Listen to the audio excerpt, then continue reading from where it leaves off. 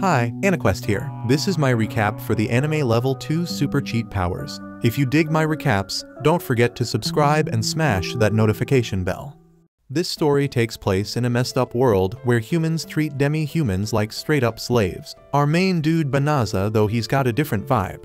He's all about being nice to the demi-humans, but the humans hate him for it. Even the demi-humans warn him to stop being kind, but Banaza ain't having it. He wants everyone to get along, but not many folks feel the same. Out of nowhere, Banaza gets summoned to a whole new world, and they tell him he's a candidate to be a hero. Now he's stuck in the magical kingdom of Clyrode, smack in the middle of a long-ass battle against the Dark Army. The kingdom been summoning heroes from other worlds, hoping they'll fight the Dark Army for them. First things first, they gotta check Banaza's skills. When he got summoned to their world, he had to start all over at level 1. But in return, they give the candidates divine blessings from the gods. These blessings give them powers that no regular person can get just by training. It's called divine revelation. Banaza can read their language, but when the display shows his stats, everyone's freaking horrified. Turns out, Banaza didn't get no divine revelation. His stats are just like any regular person's. It's a major letdown, and the summoners consider it a failure. Banaza tries to tell them he's just a regular merchant and asks if they can send him back home. But nobody gives a damn about his words.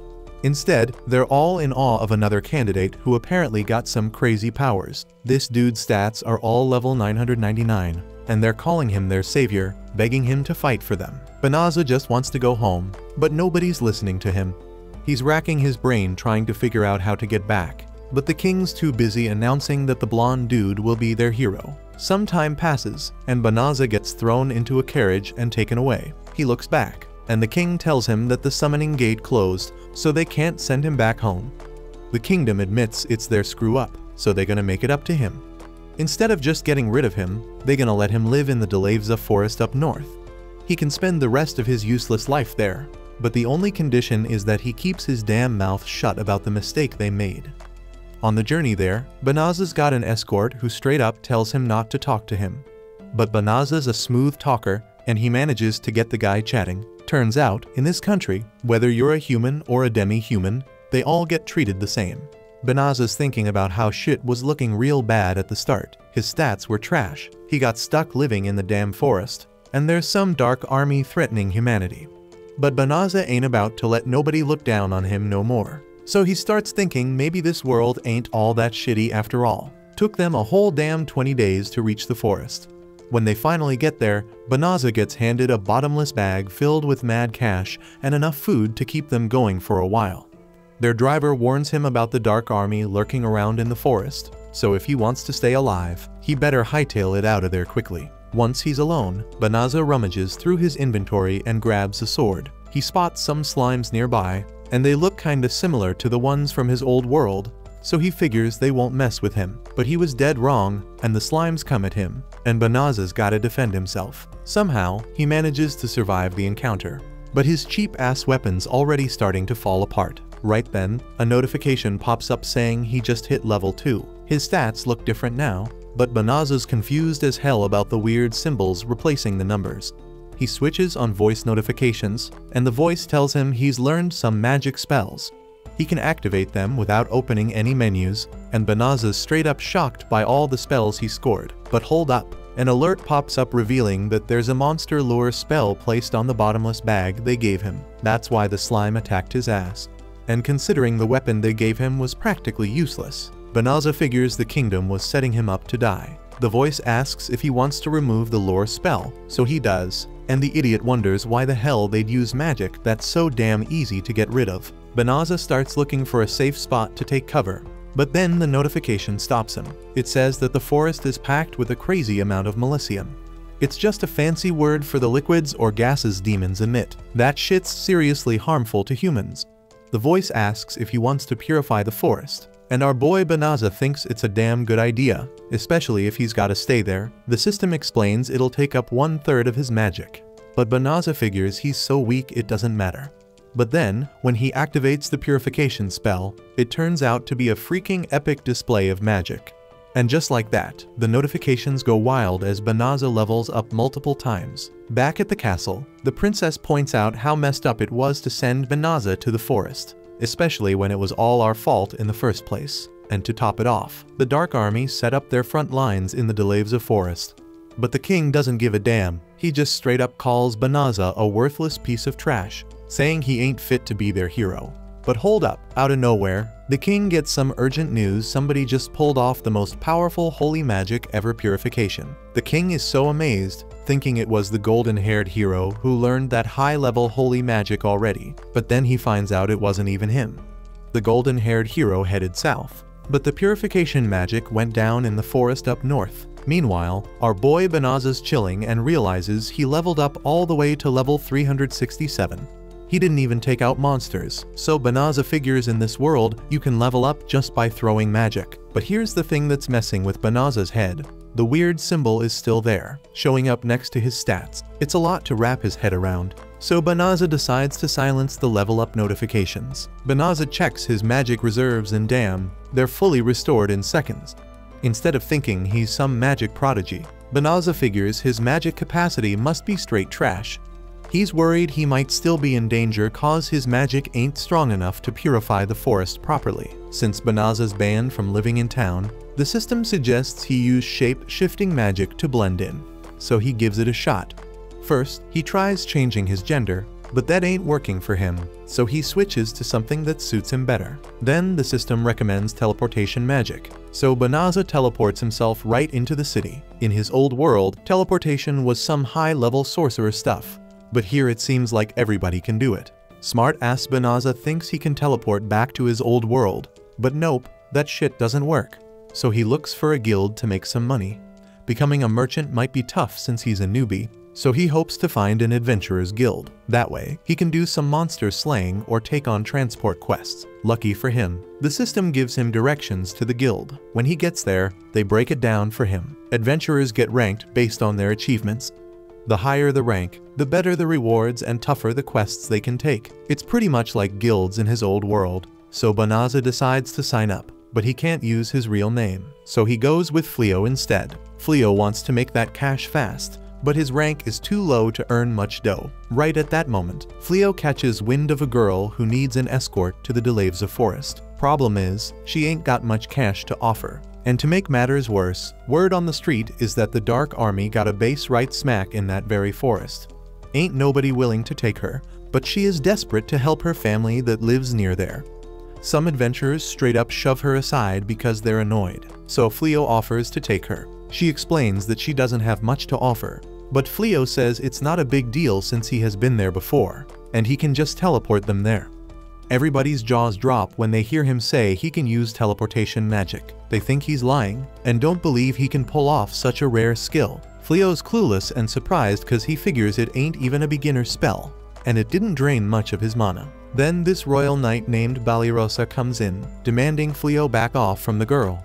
She declares that Fleo doesn't look like a skilled enough sorcerer to use such an advanced spell, so she is suspicious of him. Her crew's just as skeptical, accusing him of having some shady plans. Fleo realizes he can't afford to raise suspicion, so he offers to take them all with them. They find a hidden spot so he can teleport them, but Balirosa warns him not to pull any funny business.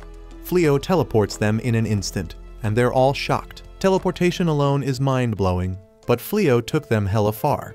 They start wondering if he's some badass sorcerer from the top ranks, but Fleo just tells him that he's a rookie adventurer who can use a bit of magic. They all apologize for treating him like trash before, and Fleo's just glad they ain't suspicious of him anymore. Then the young girl notices that the forest ain't covered in that thick Milicium layer anymore. Fleo prepares to tell her what he did, but his system warns that it's dangerous to inform a demon about him using purification magic. Fleo's hella confused about this demon talk, but Balirosa and her crew start pointing their weapons at the girl. The guild been suspecting her, so Balirosa demands she show them her true form. At first, the girl acts all scared, but then she straight up shocks everybody by revealing her true self. Her name's Fenris, and she's the lil sis of Fengirl from the Infernal Four. She unleashes enough Milicium to bring all the girls down, and Balirosa's mind is blown cause she didn't expect the girl to be a demon connected to the Infernal Four. Fenris impressed by Fleo, seeing he ain't affected by the Milicium, so she decides to save him for last. Fleo manages to rescue Balirasa, but he knows he can't bounce himself while protecting the other 4 girls. But then Fleo taps into his teleportation powers and gets all the girls out of there. Even he's impressed it actually works. Fleo don't know why he ended up here, but he ain't gonna let himself get wiped out before he can do shit in this new world. He stands up and gets ready to unleash every damn spell he's got. Fenris tries to stop him, but the dude ain't having it. He busts out this spell called Meteoric Leap and launches himself into the damn sky. Even he's surprised at how smooth that move was. Then he pulls out another ability to defend himself. Fenris ain't no slouch either. She starts teleporting around to dodge Fleo's whirlwind, but Fleo ain't playing. He hits her with a gravitational spell to keep her locked in place. Fenris is straight up stunned by how powerful this dude is. Fleo's scrambling, going through all his spells, trying to find one that'll restrain her. His system suggests he use subjugation magic, which basically enslaves the target and lets Fleo control them. Fleo refuses to use magic like that, but time is running out as Fenris is about to break free. She keeps throwing spells at him, but Fleo's system keeps nullifying them. It's only a matter of time before she busts loose, so the system keeps pushing Fleo to use subjugation magic. But Fleo keeps rejecting the idea because he just got to this world and doesn't want to bring that kind of corruption from his past world. Then out of nowhere, Fenris admits she don't have the magic to break free and straight up tells Fleo to end her life. Fleo refuses to do it as he explains he ain't even into fighting in the first place. Fenris is shocked when he sets her free. She lets him know she's a warrior of the demons, always clashing with humans. But Fleo doesn't give a damn if she's human or demon. He just ain't down to eliminate someone who's already surrendered. Fenris is blown away by his kindness, and she transforms back into a human, dropping her beast form. Fleo offers to let her bounce, but he wants her to promise she won't mess with humans no more. He checks his bottomless bag for some clothes for her, but she's drained from using her magic and falls asleep. That night, Fleo takes a look at all the different types of magic he's got. He wonders why people find it hard to believe he can teleport and why his magic is so damn powerful. Fenris wakes up wondering how she lost, even though she's resistant to magic. She realizes Fleo healed her while she was knocked out and points out that most folks would have took her out and skinned her, but Fleo didn't, so she promises never to fight humans again. And Fleo showed such insane power that she decides to acknowledge him as her master. She vows to dedicate her life to repay him, but Fleo says it's okay. But she ain't backing down. She straight up offers to be his slave, no strings attached. Fleo ain't about that slave-owning life, but she determines that if she can't serve him, then there's nothing left to live for. Fleo stops her and finally gives in, letting her tag along. Later, Fleo spills all the deets about how he got summoned and failed to become a hero because he had 0 skills. He shows her his true appearance and admits he's clueless about what to do next. He's sure she'll regret following him, but she explains that her race lives solely for the one they recognize as their master, no matter who he is or where he is from. She swears to always stay loyal to him. Fleo agrees once again to let her roll with him, and she couldn't be happier. At the castle, the king's hella disappointed when he hears that the golden hero straight up let the troops he was in charge of get wiped out. This hero blames the soldiers, saying they panicked, and claims he did everything he could to save them. He bounces, but another soldier spills everything to the king. Turns out this hero just chilled behind the army the whole damn time, then dipped out while everyone else fought. And he had the nerve to blame everyone else for the loss. It's looking real bad, and some of the troops start hating on the hero. When he's alone, the hero's mad as hell because none of his abilities have improved even a bit after a whole damn month of training. He can handle weak-ass monsters, but he's straight up helpless against any beast that knows how to fight. Just then, his servant Tsuya shows up to greet him. This dude's a real piece of work, telling her to come with him so he can spoil her with the castle's money. The next day, Fleo decides to hit up the Adventurers Guild to make some cash. But he can't get used to Fenris calling him master. Some merchant mistakes them for a married couple, so Fleo thinks it might be easier to travel together if they act like a couple instead of raising eyebrows. Fenris happily agrees to be his wife because it's a Lupin's dream to have a strong husband. Fleo tries to remind her they're just pretending, but it's too late, she's already calling him darling. At the Adventurers Guild, Fenris gets her own adventurer tag, and when Fenris sees Fleo with matching accessories, it reminds her of this marriage ritual her Lupin race performs. They swallow the bones of prey they hunted together. Lucky for our boy, he gets interrupted before he can dwell on that thought, because the guild receptionist asks for Fenris's name. Fenris is about to proudly announce her real name, but Fleo cuts her off and registers her as Raze.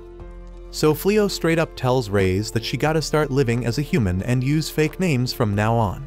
And right then, they announce at the guild that there's some crazy ass quest to stop these psycho bears from getting into the city. All the adventurers are scared shitless because these psycho bears are the ones who wrecked the hero's army. It's a freaking emergency, so adventurers of any rank can take the job. And get this, the guild's paying out 10 times the usual amount per bear to motivate someone to step up. This job's looking hella profitable, but Fleo ain't sure if he can handle it. But Raze, she insists he can. Fleo reminds her that even the real hero failed to beat those bears. But then Raze comes up with a plan. She'll take down the psycho bears herself and prove how strong Fleo is because he's the one who defeated her. Fleo teleports them to the forest where the bears are chilling. And there's a vacant house there that the guild said they can use as a base. Raze is all confident she can handle the battle on her own, but Fleo ain't letting her. Plus, he's got some spells he wants to test, so Raze is just stoked they'll be together. Right then, they hear screams and find the same group of knights from earlier surrounded by the psycho bears. Raze remembers them and couldn't give two shits about those weak-ass losers. The buff girl's in bad shape, but she's still trying to fight, ending up in a tight spot. But luckily for the knights, the psycho bears get taken down by an attack. One tough bear's left, but Raze kicks its ass. It was Fleo's idea to save the knights, so Raze thinks he's just too damn nice. The knights are all grateful and explain they were worried about what happened to Fleo. Fleo's scared they'll find out Raze's true identity, so he just introduces her as his travel buddy. She wishes he'd introduce her as his wife, but they get interrupted by another psycho bear. The bear goes straight for Raze, but she shuts it down with one terrifying glare. Raze acts like she don't know what happened, and the bear nods its head, making them think it surrendered. They decide to keep it as a pet, but the knights are hella shocked because these psycho bears wrecked the hero's army. Raze says that's even more of a reason to take it as they pet, but Fleo's thinking about preventing it from hurting others. He puts a collar on it to keep it in check and uses shape shift to make it blend in more. They try to come up with a name for it, but the knights can't believe how they just casually tamed such a fierce beast. Later, the knights thank Fleo for saving them once again and introduce themselves. Other than Ballyrosa, there's Blossom the badass fighter, Bolano the witch, and Byrelli, the ex-farmer turned knight. They reveal that they want Fleo to teach them how to fight. The golden hero got hella pissed when his army failed him and swore he'd never lead another force against the dark one. He said he'd only reconsider if he found trustworthy peeps to serve him. So, the golden hero's been holed up in his room until that time comes, and the king ordered the knights to dedicate themselves to combat until they can take down beasts on the same level as the psycho bears. But these four can't even defeat one psycho bear together, so they need Fleo's help. Fleo's thinking he don't even know jack about how magic works, so there's no way he can teach anyone. Meanwhile, Raze is feeling hella jealous watching these girls trying to get close to Fleo. So Fleo decides to tell them that Raze is his wife, and they just trying to live a quiet, peaceful life together. The knights step back and understand the situation. But then Raze suggests that Fleo helps them out. She points out that as his wife, she knows better than anyone that he's a kind-hearted dude who won't abandon someone in need. Fleo knows he can't teach what he doesn't know, but he can see how much they need his help. He admits he might not be the best teacher, but he agrees to train them. The girls are stoked. But they got one more request. They need a place to crash, and they're even down to pay rent for a corner of the living room. Raze thinks it's a bomb idea because there are plenty of rooms, and she and Fleo can share a bed since they're married. Meanwhile, word gets to the Dark One that the one who wiped out the demons and purified the Delavza forest ain't even from the kingdom of Clyrode. It was one lone individual. The Dark One's surprised as hell to hear that one person's got magic powerful enough to take out demons instantly. He's made up his mind and tells his subordinate to find and capture that individual at all costs. The next morning, Fleo wakes up and finds Raze straight up staring at him while he sleeps. When he asks her what the hell she's doing, she answers that they are a married couple now, so it's totally normal for her to creep on him while he snoozes. We flash back to the night before when Raze was ready to get down and dirty as Fleo's wifey. But Fleo ain't fully accepting this whole situation yet, so he refuses to spend the night with her. It kinda hurts Raze, but Fleo reassures her that it ain't because he doesn't like her. There's just a bunch of steps they gotta take before they start making babies. So for now, he plans to crash in the hallway, giving Reyes the room all to herself. But Reyes comes back with the argument that if Fleo keeps refusing to sleep in the same room, Banished and the others will start smelling something fishy about their marriage. So Fleo's gotta suck it up and stay with her while they're here. But even if the bedroom activities are off the table, Reyes still wants to do nice things for Fleo. So she offers to help him get dressed for the day. Fleo don't really need her help, but he figures it's a harmless gesture, so he goes along with it as she takes off his shirt. Just then, Banished walks in and feels like she just walked in on something she shouldn't have, and she bounces out of there real quick. Later that day, they started the training they agreed on. But when Banished comes face to face with a freaking giant boar, she bolts as soon as it charges at her. The warrior tries to take over as the damage dealer, but she swings once and runs out of moves because that's all she knows how to do. Before she gets skewered, Reyes tells Bolano to quit being useless and use her magic to help. So she busts out a defensive spell that blocks the boar's attack. Then Fleo tells Bairelli to take a shot at the boar, but all the arrow manages to do is tickle the damn thing. This team is straight up trash when it comes to fighting. Fleo's got a ton of work ahead of him if he wants to train them till they're halfway decent. Since they're gonna be sticking around for a while, Fleo offers the girls a room in the house because he's the proud owner now, thanks to that psycho bear quest. He can't have them crashing on the floor forever after all. And they're hella grateful for his kindness. Just then Reyes rolls in and announces that lunch is served and they should all chow down. But here's the thing, Reyes has never set foot in a damn kitchen before, so the whole concept of cooking is like a foreign language to her. Fleo ain't trying to get food poisoning, so he suggests cooking up the meat. But he ain't letting Reyes anywhere near it because she's guaranteed to turn it into a pile of ash. Banished steps up and offers to help Fleo in the kitchen. After some time, a full-on meal is finally ready. Everyone's thinking it looks bomb, so they shower Fleo with compliments for his mad cooking skills. But Fleo knows he can't take all the credit because Banished is surprisingly good in the kitchen too. Reyes starts getting all jealous because she's supposed to be the wifey here. Banished gets a bit embarrassed by all the praise and spills that she's actually better at cooking than swinging a sword, which everyone already knew. Her noble family fell on hard times, so they couldn't afford no fancy chef. Banished had to learn to whip up her own food. Everyone digs in, and damn, the food tastes as good as it looks. But Reyes is still skeptical because she's strictly anti-vegetarian. But since Fleo made that salad, she decides to give it a shot, and it ain't that bad. Later that day, Fleo takes all the extra boars they bagged while hunting to the guild to get them evaluated. And damn, he's starting to turn heads because he makes taking down those massive beasts look like a freaking walk in the park. While they wait for the guild to assess their loot, Reyes asks Fleo if it's cool for her to head into town for a bit. He's cool with it because she says she got some business to handle. Plus, he gets approached by this guild employee named Lilith who wants to chat anyway. So they agree to meet back at the house later. Once Fleo bounces, Reyes is all determined to start her own training arc of becoming a gourmet master. Meanwhile, Fleo's chatting it up with Lilith, who spills that our boy has become hella famous in town for his mind-blowing achievements. Word of his strength has even made its way to the palace, and they're offering him a job to work under the hero. They want to make him an honorary knight and help take down the demon lord once and for all. But the thought of dealing with the palace again is giving Fleo major bad vibes. To the folks in this world, taking down the demon lord is like the highest honor ever. But Fleo ain't from this world, so why should he give a damn?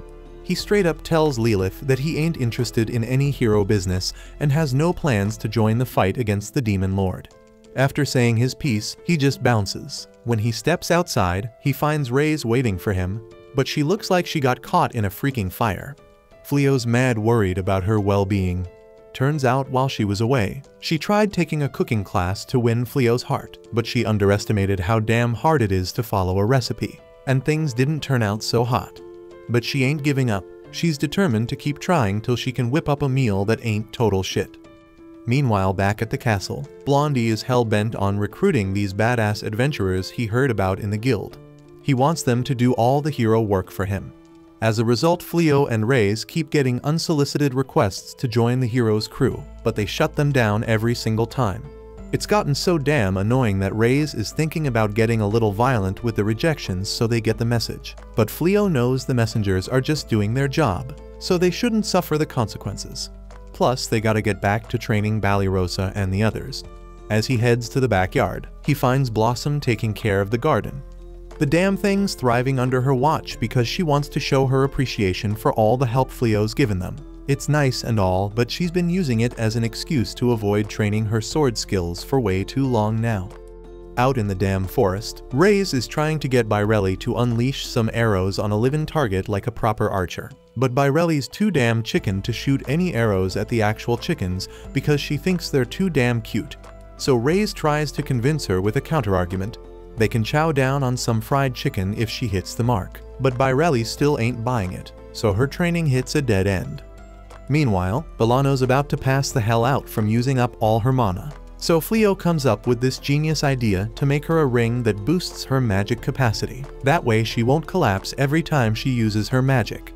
Bolano's grateful for it, but she lets her intrusive thoughts and feelings for Fleo take over for a second. She tries slipping the ring on her ring finger, but Reyes shuts that down real quick because she ain't tolerating no competition as Fleo's wifey. Just then, Banished freaks out and calls for Fleo because she's losing to a freaking caterpillar.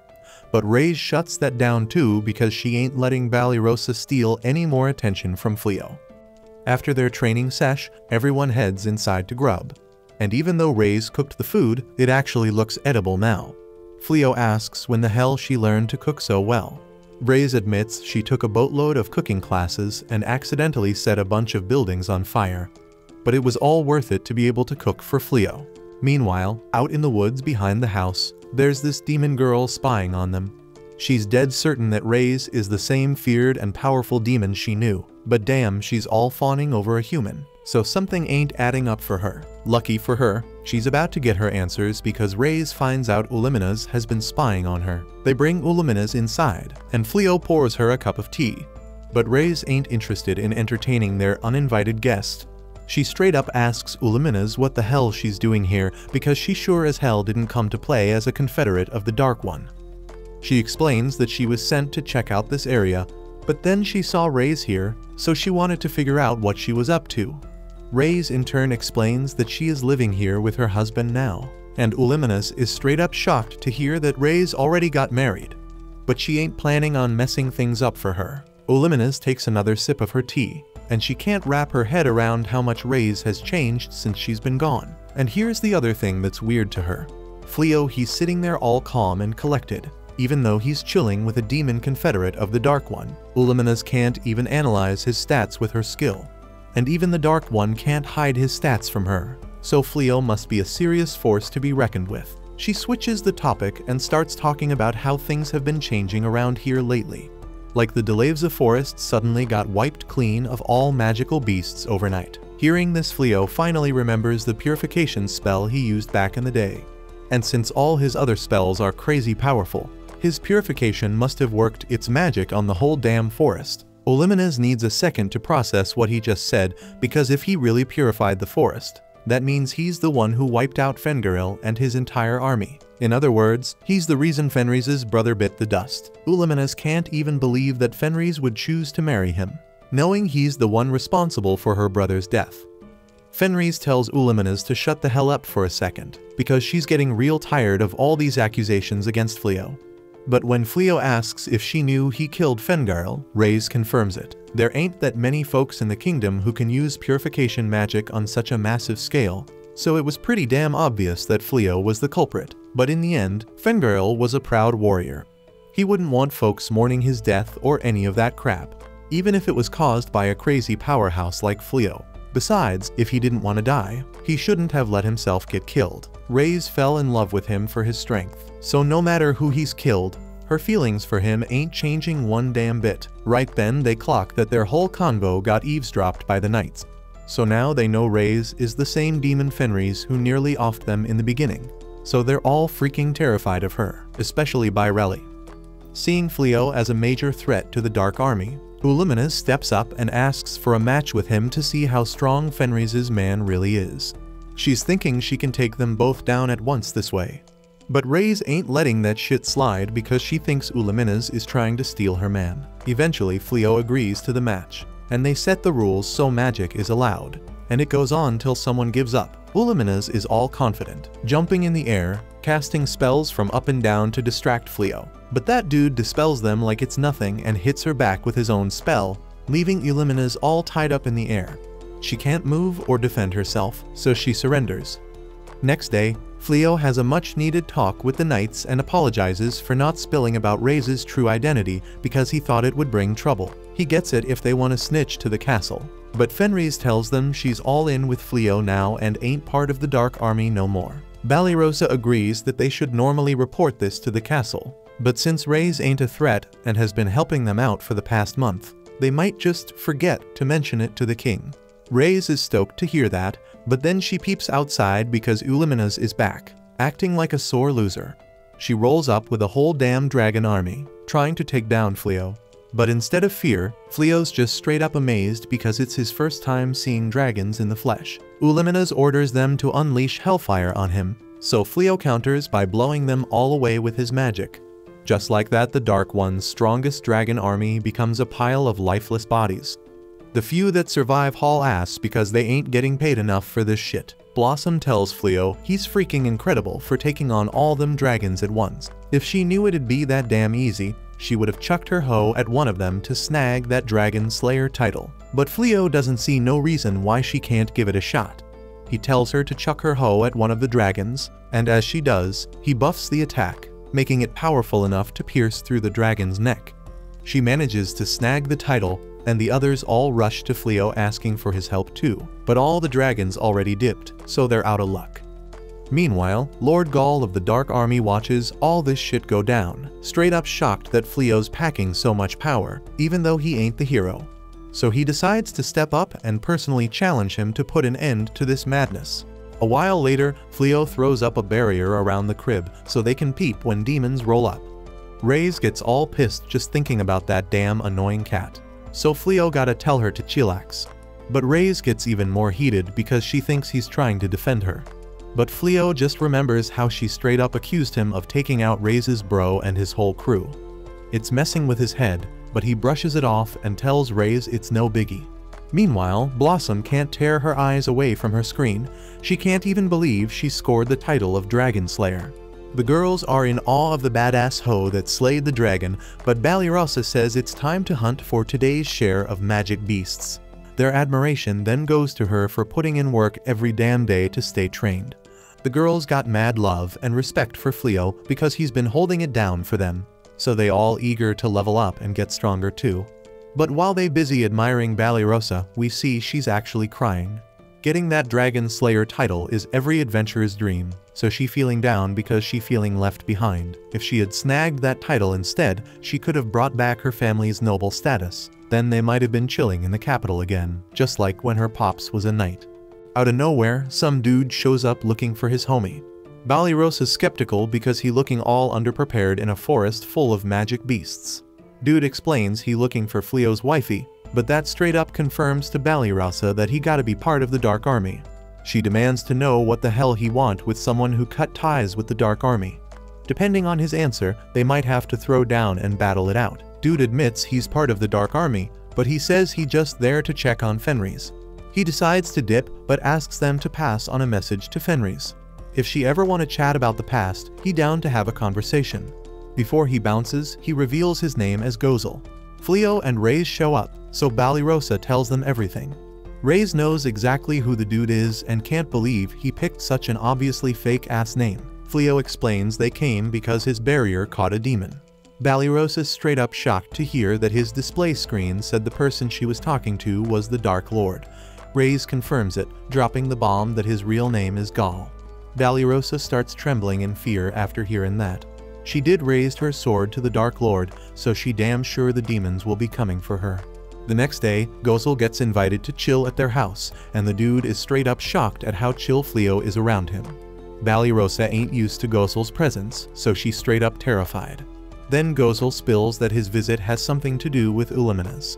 Balirosa's part of the meetup too, but she's clueless as hell about why. She's scared as hell and can't wrap her head around why she gotta sit next to the Dark Lord. Ray's jumps to the conclusion that the Dark Lord there for revenge, but shockingly, he reveals that he actually came to ask Fleo to join the Dark Army. Fleo calmly shuts that shit down, and Gozel ain't expecting that. Gozel assumes Fleo is living in the forest because he want to oppose the humans. But that ain't it. Fleo just doesn't think it makes sense for him to ride with humans just cause he is one of them. On top of all that, Fleo straight up spills to the Dark Lord that he ain't even from this world. He doesn't even know why the humans and demons are beefing. Ray's never bothered explaining it to him because Fleo simply don't want to fight. Gozel admits it's unlikely anyone knows the true reason behind the war. That shit has been going on for 500 years, starting back when the first Dark One took charge. The first Dark Lord came from some other world to take over this one. Demons who were getting oppressed by humans at the time accepted him. Ending a war that's been going on this long ain't gonna be easy, but the ideals passed down through 12 generations of Dark Ones have changed. Gozel, the current Dark Lord, ain't got no interest in ruling the world. But then Gozel busts out a crazy amount of power. Dude declares he's still the king of the demons, and he can't let someone who poses such a threat to the demons fall into the hands of the humans. Gozel warns Fleo that he better take that as advice and join the Dark Army. But Fleo stays calm and explains that Gozel's seriously overestimating his abilities. Plus, he ain't planning on picking a side in this war. Gozel eases up on his power and finds it amusing to see how determined Fleo is. He impressed and points out that Fleo probably had the same determination when he rejected the king. Gozel gets ready to bounce but makes it clear he ain't given up. Gozel can't wrap his head around how freaking crazy it is to come across a human who ain't even flinching at his badass self. And he ain't just talking about Fleo, he talking about Banished too. The other girls roll up checking on Banished, wondering if she is good, but she's straight up frozen from shock. When she wakes up the next morning, Banished shocked as hell to see Gozel back in the crib, munching on Ray's breakfast. Ray straight up tells him to leave once he done eating. Gozel keeps insisting that Banished join him, but she dips to get dressed instead. Later Banished tries to sneak away, but Gozel tracks her down. Dude wanna talk, but she bounces off to training. Day after day, Gozel keeps showing up at the crib, and Banished keeps coming up with excuses to dip out. But Gozel ain't taking the hint, he just admire how hard she working. At the castle, the king gets word about some mysterious demon visiting Fleo all the time. King gets all pissed because Fleo has been ignoring his summons, and now seems like he's riding with the Dark Army. King plans to send soldiers to snatch up Fleo, but the princess tells him to hold up. She thinks if they wrong about Fleo, their actions might push him straight into the arms of the Dark Army. She reckons they should listen to what Fleo gotta say and find a middle ground. King shuts her down, and the Golden Hero shows up to back him up. He says they gotta send soldiers to force Fleo to obey their orders. At the demon's castle, Uliminas warns Gozel that going to Fleo's crib so much by himself can be dangerous. But Gozel tells her he trusts Fleo way more than the human king. If there's a chance to get someone as powerful as Fleo on their side, then he swears he gonna do everything he can to convince him. Uliminas mentions the soldiers waiting for his orders, but Gozel ain't made up his mind yet about when they gonna make their move. When he bounces, Uliminas all concerned because some demons talking shit about the Dark One visiting Fleo so much. She wonder if Gozel really going there just for Fleo. Back at the crib, Fleo explains he been thinking about selling gear made from dragon scales. Dude already got a prototype going, but it gonna take more work before it ready to sell. Fleo dead set on making this business successful so they can support themselves. Ray's is wondering if Fleo making the right move by turning down the king's offer. She thinks he could be stacking mad cash and unleashing his abilities to the max. She even wonders if he ain't down to throw down with the demons because of her, but Fleo sets the record straight. He ain't as nice as she thinks he is.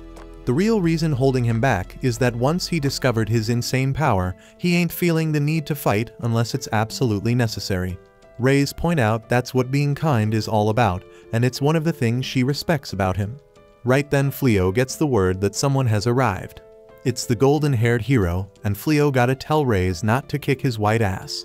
This dude lays out two options for Fleo, either become his underling or be labeled as a snitch for the Dark Army, meaning the hero gonna take him out right then and there. The hero feeling all satisfied with his little speech, claiming it's one of the top 3 climactic moments of his whole life. He assuming Fleo's so stunned by his vibes that he can't even speak. He don't blame him, because the hero dead certain that he is gonna become a legend in this world. All they gotta do is take down the Dark Lord, with Fleo as his subordinate. Fleo apologized for the hero bringing a whole crew to his crib, but he straight up explains he ain't choosing sides in this war no matter what. The hero call him a traitor, but the girls point out that this is tyrannical behavior. The hero threatened them saying he'll come after them if they help Fleo. He only offers them freedom if they help him convince Fleo.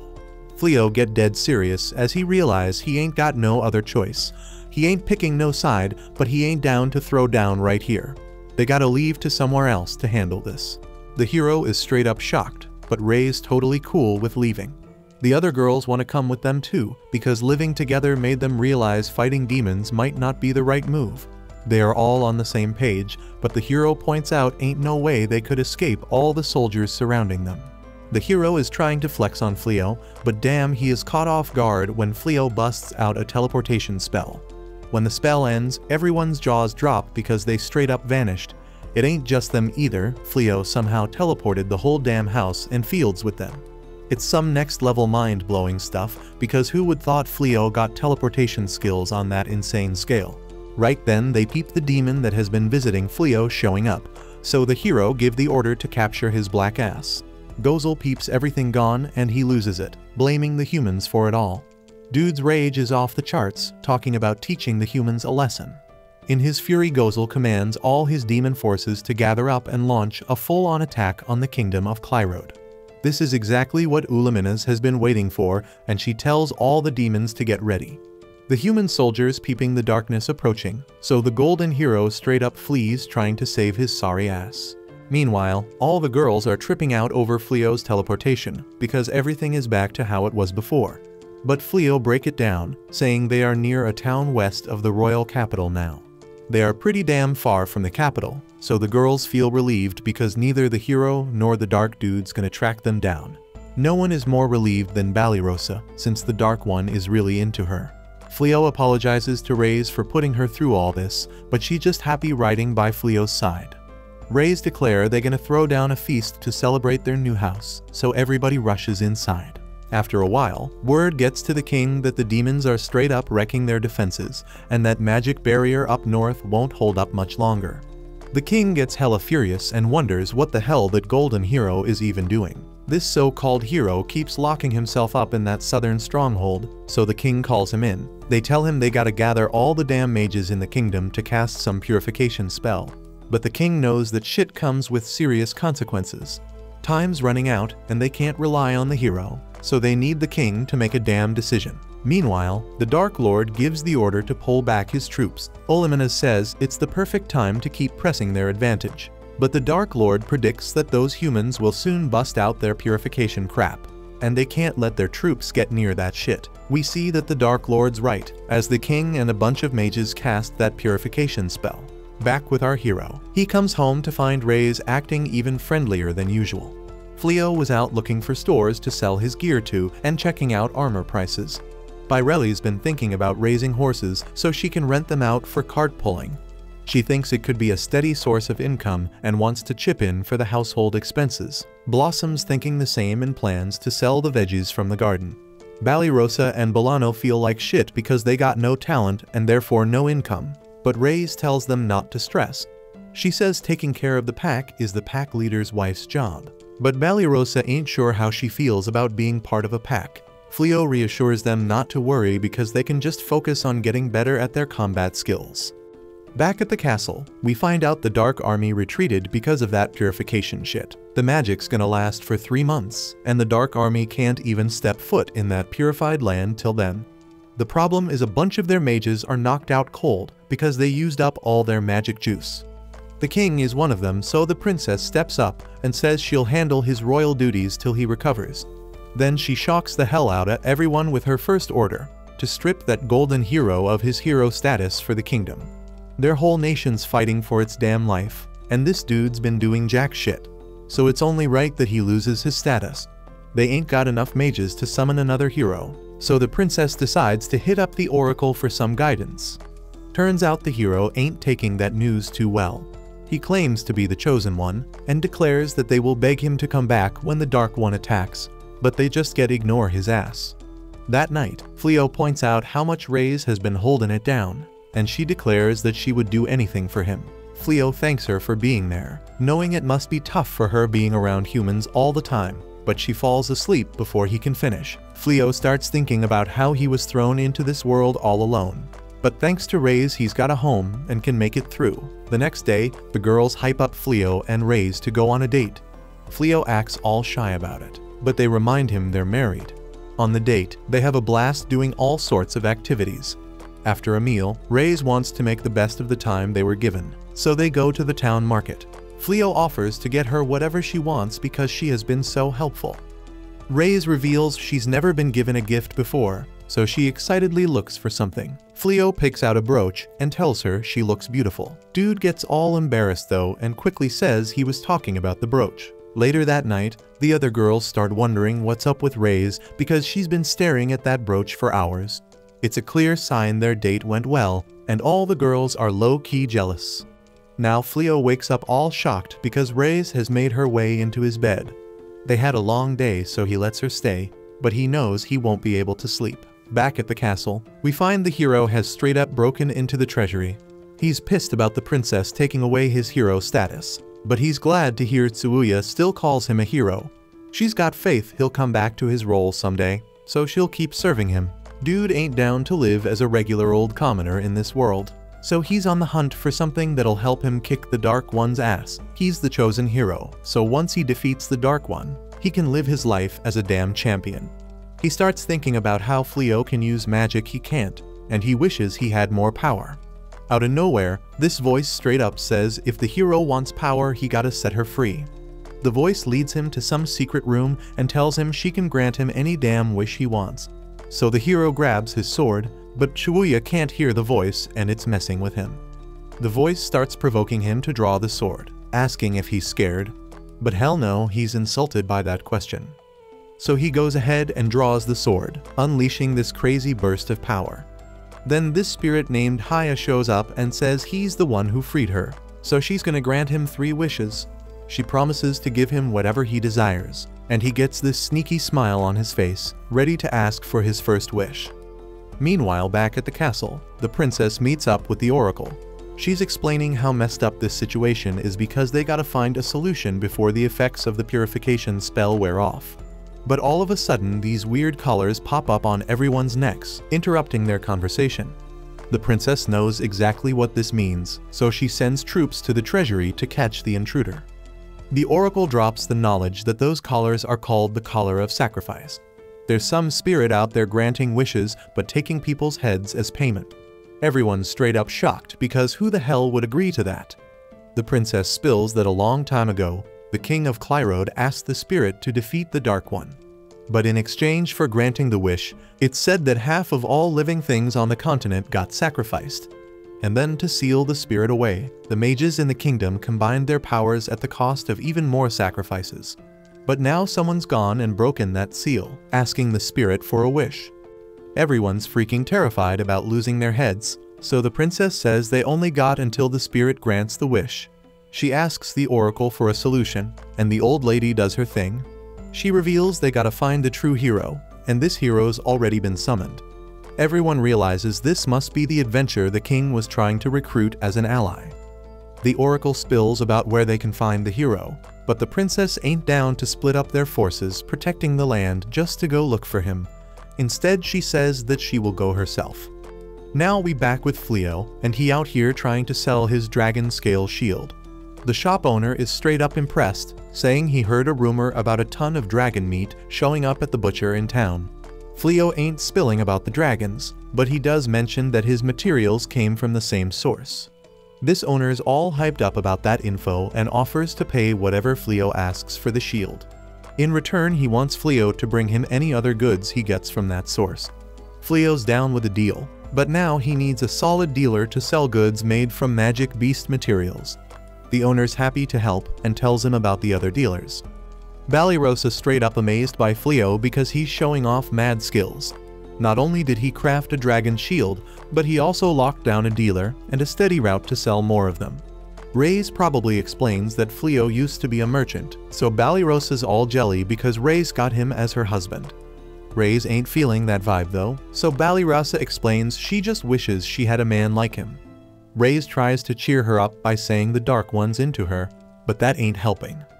Reyes is stoked to see Fleo making moves and accomplishing so much, but it also bums her out a bit because it means they'll have less time to chill together.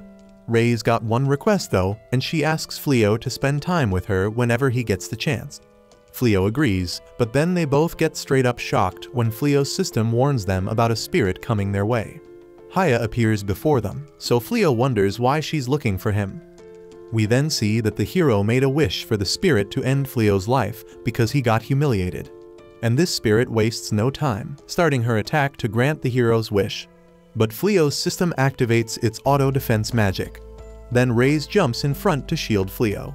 And that's when Fleo's horrified because Reyes takes the attack head-on.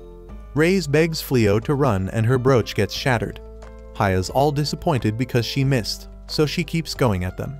But Fleo's auto-defense magic keeps them protected, and he can only plead for Reyes to be alright. Haya's impressed that he can block all her basic offensive spells, so she gets ready to bust out something more powerful. But Reyes is in rough shape, so Fleo tries to use healing magic. He's straight up horrified when the spell gets cancelled because Reyes' injury is way too severe for the spell to handle.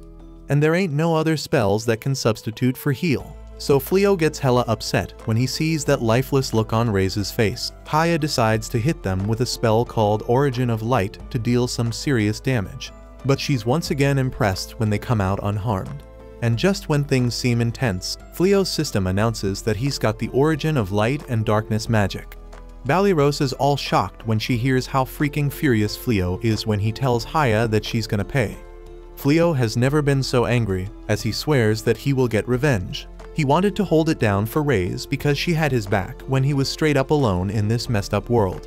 And he might have suggested getting hitched just so she'd be his slave, but damn, she way happier than he ever imagined. And even though she knew Fleo was the one who took out her brother, she still chose to love him. But even after all she did for him, he still couldn't protect her. So right now, the only thing on his mind is making Haya pay for her actions. Fleo taps into his time magic to bring Reyes' body back to its original state, although it isn't able to bring the dead back to life. And damn, Haya is shocked that a regular human can use such insane magic. But she ain't got much time to process that because Fleo straight up punches her in the face. Haya gets launched backwards, and she can't believe someone got the audacity to punch a being who mastered all types of magic. But Fleo doesn't give a damn about her fancy title and straight up stomps her into the ground. She tries to use Origin of Darkness magic to defend herself against Fleo, but he straight up cancels that shit out and grabs her by the head. She can't believe Fleo got the power to cancel it out. So as he lifts her up by the head, she uses her appraisal on him and sees that he got an infinite number of stats at his disposal. Fleo then slams her into the wall and delivers a gut punch that knocks the shit out of her. And no matter how much defensive magic she throws, it doesn't do shit to stop his relentless attacks. At the same time, it looks like Reyes wakes up, and Balirosa checks if she is good. She says she is fine, but she wondering what went down because she ain't got a scratch on her body, even though she should be 6 feet under. Balirosa explains that Fleo used his magic to help her recover. But right now he is so damn furious that he beating down Haya non-stop. And if you thought Reyes was gonna step in and stop him, you dead wrong because she loving it. It brings her joy that Fleo's showing no mercy for her sake. And physical attacks ain't supposed to harm a djinn. But Fleo is so damn powerful that rules don't mean shit to him. He could probably kill her with his bare fists. But Reyes remembers when Fleo saved her ass and straight up told her he ain't into all that fighting stuff. He ain't down to kill nobody who surrendered. So now she feeling all confused about Fleo doing this for her sake. By now Haya got her confidence knocked to the curb, so as Fleo grabs her neck to finish her off, she begging him to spare her life. But mercy ain't an option because Fleo's still convinced she murdered Reyes. But before he can break Haya's neck, Reyes comes running up behind him, saying he needs to chill. She said that it's real nice to see him getting so fired up for her, but she can't let him compromise his principles for her sake. He has this rule about not taking out someone who surrendered, and she doesn't want Fleo to lose himself. Fleo snaps out of it and realizes Reyes ain't a cold corpse because her body is still warm. They hug it out while Haya is still knocked out on the floor. Meanwhile, the princess just rolled up near the town looking for Fleo.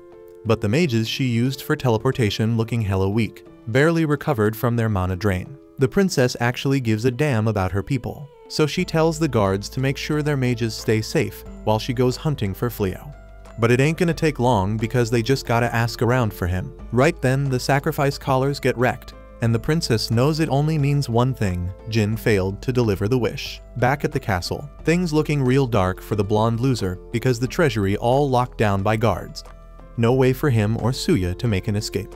He running out of dumb ideas, and Suya is scared shitless because if they get caught, they will surely be executed for what they've done. The blonde loser can't believe he got played by Haya, thinking she gonna grant his damn wish. But then this other voice echoes out of the creepy hidden room. Even it shocked Haya couldn't come through with the wish. The voice takes control of Suya's body because she has been floating around without a physical form for a century. First thing she do is change Suya's outfit to something she prefer.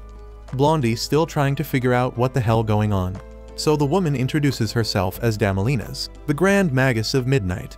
And since Haya failed to grant his wish, she gonna hook him up with the power he been itching for. Although she never said he going to be cool with how he getting that power. Damalinas hops on that beast Blondie and bounces out of the treasury, all set to get back at the damn nobles who locked her away. But as she dips, she peeps the teleportation circle the princess used to look for Fleo, and figures it must have been their escape plan because they knew she was coming. So she jets off to wipe out every damn noble in the land, even their kids and grandkids. Meanwhile, Fleo just patched up Haya, and once she wakes up, she straight up begs for forgiveness because she ain't down to throw hands with Fleo anymore. She realizes Fleo saved her sorry ass, but that's only because Ray's managed to survive in the end. Now they gotta figure out what the hell to do with her, because handing her over to the guards won't do jack since she's stronger than them. Fleo thinks they could just lock her up in the castle treasury like before. But Haya doesn't get how the hell Fleo knows where she came from. He knows because while Haya was knocked out, he used his spell to dive into her memories and saw everything from the moment she got unsealed to Blondie's wish to have Fleo taken out. He knows she's a djinn who grants wishes, but it comes at a damn high price. So if they just send her back to the castle, the same crap might go down again one day. So Ray's suggests they make Haya Fleo's servant. Fleo tries to brush off the idea, but Ray's shuts him down and mentions she damn well knows he ain't looking for no servant. But they can't trust the castle to keep Haya under control, so they gotta keep her close. Plus Ray's loves how strong she is, so Fleo gives in and agrees to let her join them. But he asks Ray's if she's really cool with it because Haya kinda killed her back there. Ray's is pissed no doubt, but at the end of the day, it was her own weakness that let Haya beat her in the first place, so she can't hold a grudge. Since Ray's ain't mad at Haya, it doesn't make sense for Fleo to stay pissed forever. He reaches out his hand and says as long as Haya promises to never take another life again, he forgives her. Haya is straight up shocked because humans hold onto hate and resentment like it's their life force, all because of their desires that make them willing to sacrifice others. She grabs his hand and swears to serve him with her whole damn being, giving him every ounce of power she's got. And Fleo apologizes for going too hard on her during their fight. But Haya tells him there's no need to apologize because honestly she kinda enjoyed it. Ray's consents some Fleo-related shenanigans brewing in Haya's mind, but Haya denies it. Putting that aside, Fleo realizes he's caused quite a mess in the town. But since time manipulation magic worked with bringing Ray's back to life, he figures it might be able to restore the town to its original state too. However, before he activates it, Haya asks him not to use that kind of magic again. She explains that time manipulation is only meant for individuals within a certain range. If not used carefully, there can be discrepancies between those within the range and those outside of it, leading to a whole lot of unexpected consequences. As long as Haya is the one using it, she can narrow down the target to just one individual. But it was never intended for humans to use. So Fleo wonders why he has access to a spell like that. And Haya believes it's because he's a supreme being. As a supreme being, his skills are limitless, and with limitless skills, he can tap into a magic called Epiphany. It lets him learn any magic and all related types of magic if it's used against him once. So when Haya attacked him, he learned all the magic a djinn can use. But as she mentioned earlier, messing with time manipulation magic is hella dangerous. So she asks him to refrain from using it again. Fleo agrees not to play around with that spell so recklessly, and instead, he decides to use a repair spell to fix all the damage in the town. Later, Fleo heads back home and introduces Haya to the rest of the girls. They're all freaked out by the idea of having someone as powerful as her living there, since Haya doesn't really have a place to call home. Fleo figured she might as well stay with them. But that doesn't exactly reassure the others. Banished steps in and says the room is ready for Haya, adding that she probably won't go around killing everyone as long as Fleo is around. That night, Fleo has a lot of soul searching to do because he broke his pacifism code today, and discovered he's some sort of supreme being. But just as he's lost in his thoughts, Banished finds him and asks if everything's alright since he's sitting all alone. He said he was fine and apologized to Banished for everything that happened that day since she must have been freaked out, but she said he had nothing to apologize for. Fleo admits he's got some insane power, but he's clueless about how to properly use it. Banished can't help him out either because wouldn't know what to do either. Lately, she's been realizing that some folks she thought were enemies are actually cool as hell, and some people she thought had her back turned out to be straight up trash.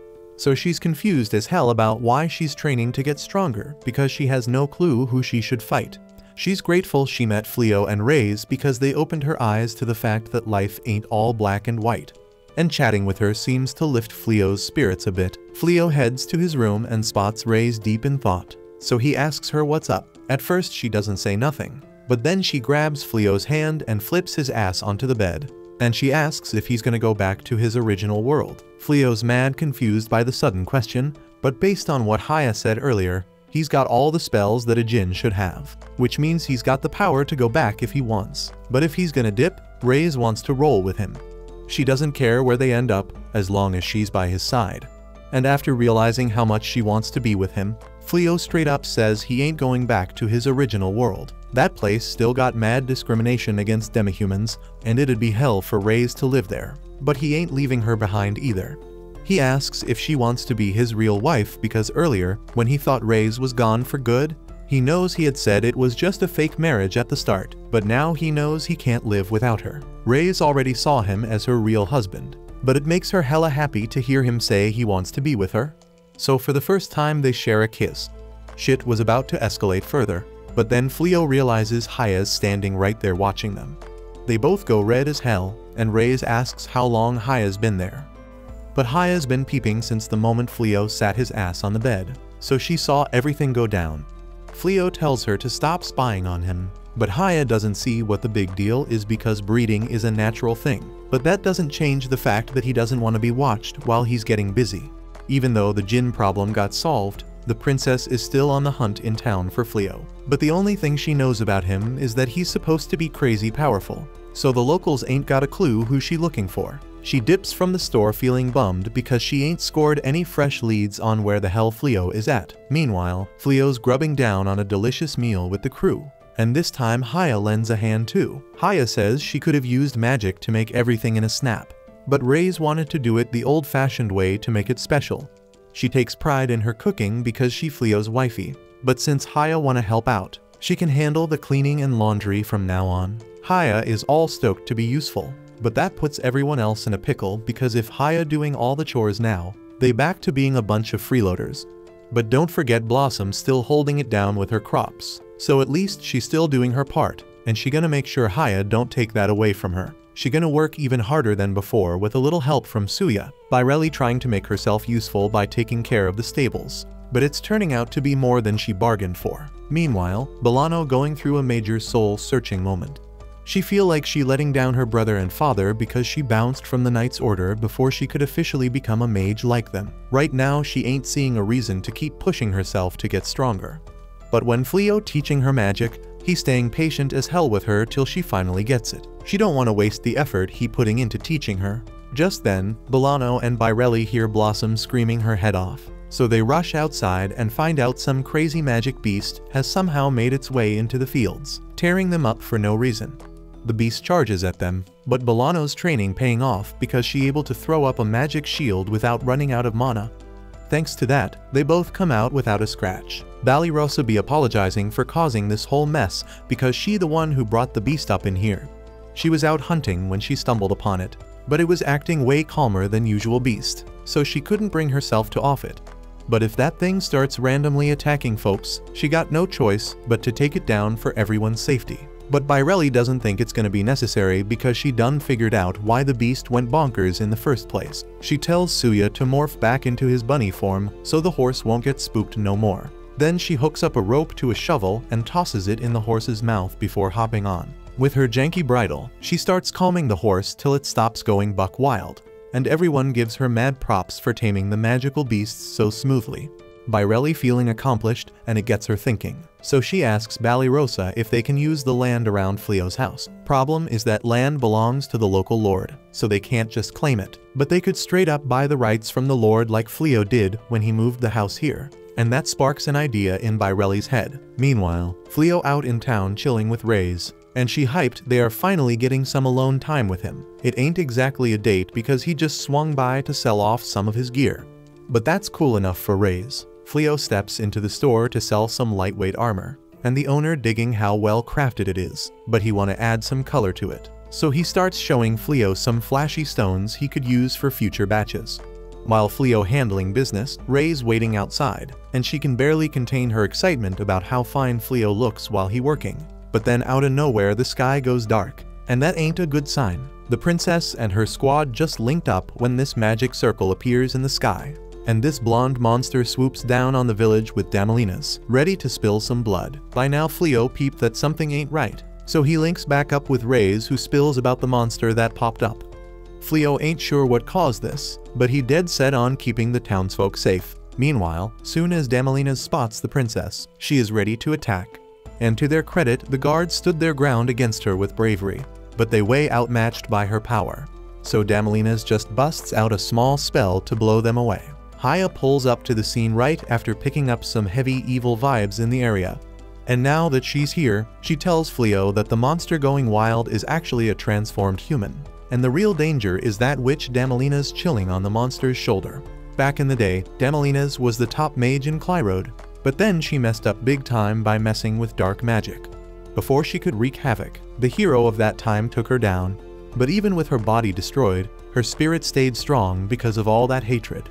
So they had to seal it up in a pedestal, which coincidentally is the same one holding Haya's sword seal. That's why Haya feels somewhat responsible for Damalinas breaking free. Even though it was hella dumb for the royal family to think it's a great idea to seal two major threats in the same place, Haya tells Fleo she wants to handle Damalinas herself, and Fleo ain't got no objections, but he reminds her that keeping the people safe gotta be the #1 priority. Meanwhile, Damalinas is straight up laughing at the princess because she only got one guard left standing. And even though his legs are shaking like crazy, he deserves a raise for his dedication. The princess recognizes Damalinas from the history books, so she knows she's in deep trouble. And Damalinas wants to savor every moment as she gets her revenge on the royal family. But before the princess gets flattened, Haya busts out a fire spell to shield her. Damalinas can't believe Haya got the nerve to stand in the way of her revenge, but Haya couldn't care less about Damalinas' plans because she's just doing what her master wants. Damalinas ain't backing down, so she throws a lightning spell at Haya, but it ain't doing a damn thing because Haya blocks it with one hand. Haya's at the peak of magic in this world, and since Damalinas is a being of this world, no matter how powerful she may seem, her magic won't ever harm Haya. Since magic ain't working, Damalinas switches it up and gets the blonde monster to try stomping on Haya while she casts another attack spell. But it still ain't affecting Haya in the slightest. Damalinas is straight up desperate, so she goes all out with her dark magic to make that blonde monster even bigger, so she can wreck shit up big time. And damn, it would have caused some serious chaos if her spell lasted more than 3 seconds. But Fleo comes running and saying he saw the evil-looking spell being cast, so he had to cancel that shit with his release magic. Haya says sorry to him for not taking care of Damalinas quickly enough and for causing him so much trouble. But Fleo ain't holding it against her at all. Haya still wants to make it right though, so she asks if she can finish off Damalinas. And once she gets the green light, she uses a spell to suck her soul out of Suya and turns her into a tasty piece of candy. Then Haya just straight up swallows that candy without even thinking twice. Fleo asks if it's cool for her to just munch on Damalinas like that, but she says it's perfectly safe since Damalinas is now sealed in her mindscape, where she's gonna get some serious torture, re-education until she changes her wicked ways. But forget about that for a second. They don't know what the hell to do about the blonde hero, because he's the one who caused this whole freaking mess. But Fleo don't want to waste his breath talking to him, so they're just gonna leave his ass for the castle guards to deal with. Just then Princess Elizabeth rolls up, and she's freaking relieved to finally find Fleo. She introduces herself and apologizes like crazy for all the disrespect he had to endure from the king and the previous hero. Fleo tells her she doesn't need to apologize, but he's surprised to hear they actually fired the blonde hero. That blonde hero already caused way too much trouble, so it was an easy call for Elizabeth to make. And now that the kingdom's without a hero, she's hoping Fleo will be down to roll with her back to the castle and become the true hero of the freaking kingdom. Fleo appreciates her polite ask, but he's still gotta turn down that responsibility. If she's looking for a hero, she better find someone who ain't afraid to use their power for the sake of humanity. But that person ain't gonna be Fleo because he don't really give a damn about humanity here. All he wants is to live in peace with his wife, so he ain't getting mixed up in any political shit at all. Fleo finally rolls back home, and the girls straight up swarm him with a favor to ask. They want him to think about expanding his turf because Bairelli wants to start catching and raising magical beasts, and Blossom wants to extend her farmland to grow more crops. With these new activities, they can haul in the extra veggies to town using horses and make extra profit selling them. Reyes likes the idea, but she's concerned that the magical beasts won't play nice because they're just humans, so she thinks it might be smarter to stick with horses instead. Bairelli thought about it, but keeping horses ain't cheap. Plus, if she lets the magical beasts roam around in a big open field for a while, they'll probably chill out and be peaceful. Fleo's down with the plan, so he says he'll go talk to the local lord to get permission, and the girls appreciate it. But Bairelli says they want to handle the negotiation and buying on their own to properly contribute to the house. Fleo doesn't have a problem with it, but land is pretty damn expensive, so he wants to make sure they know the price tag if they want to buy the land themselves. After some quick calculations, the girls are blown away by the numbers, and they can't believe land's still so damn expensive way out in the countryside. Fleo explains that since he arrived, demons stopped showing up, so the land prices shot through the roof because it's safer now. The girls start thinking about selling all their stuff to afford the land, but Fleo tells them ain't no need. He'll pay for the land himself since he'll be part of the house. He's gonna be part of the house anyway, so it's only fair the house owners buy it. He'd be happy if they just took care of the land for him, but the girls ain't feeling like they would be contributing much in that scenario. So instead, they settle on a deal to pay Fleo 30% of the profits they make from using his land. The girls are stoked with the arrangement, so they all jump right into working on the new land once Fleo seals the deal. And since we're talking about farming, Fleo suggests growing something that ain't normally farmed in this area to max out the profits. He can mess with the climate around the crops a bit, so it should be doable. But Blossom ain't feeling the idea because she thinks farming gotta be done by hand, and she ain't down with taking any extra help from Fleo because she wants to pay him back her own way. If she really doesn't want Fleo to get involved, then Haya steps up and offers to do the magical climate control instead. But Blossom still ain't having it because she believes magical farming ain't natural. Haya ain't gonna push the matter, but she does mention that doing it without magic is gonna be mad inefficient, and Bolano backs her up, telling Blossom to let Haya work her magic on the farm, because she's curious to see how it turns out. They peep that she all dressed up for something, so she spills that she was about to head out to the Magic Academy because they accepted her. She wanted to go there to relearn magic from the ground up, but after the application test, they thought she was legit enough to become a teacher there. And it's all thanks to Fleo teaching her how to be way less of a screw-up with magic. Fleo helped her see that magic can be used for more than just fighting, so she really wants Blossom to give growing crops with magic a shot too. And after a bit of persuading from Fleo, she finally gives in. Now everyone's doing their part to bring in some dough for the house, except for Balirosa, who's still technically a freeloader. While watching them, Fleo tells Reyes that he's also been thinking about something long-term, and his goal is to open up a shop one day. Reyes loves the idea and promises to spread the word to all her crew so they'll show up on the grand opening day, and she'll make sure they all take human forms because her homies are demons.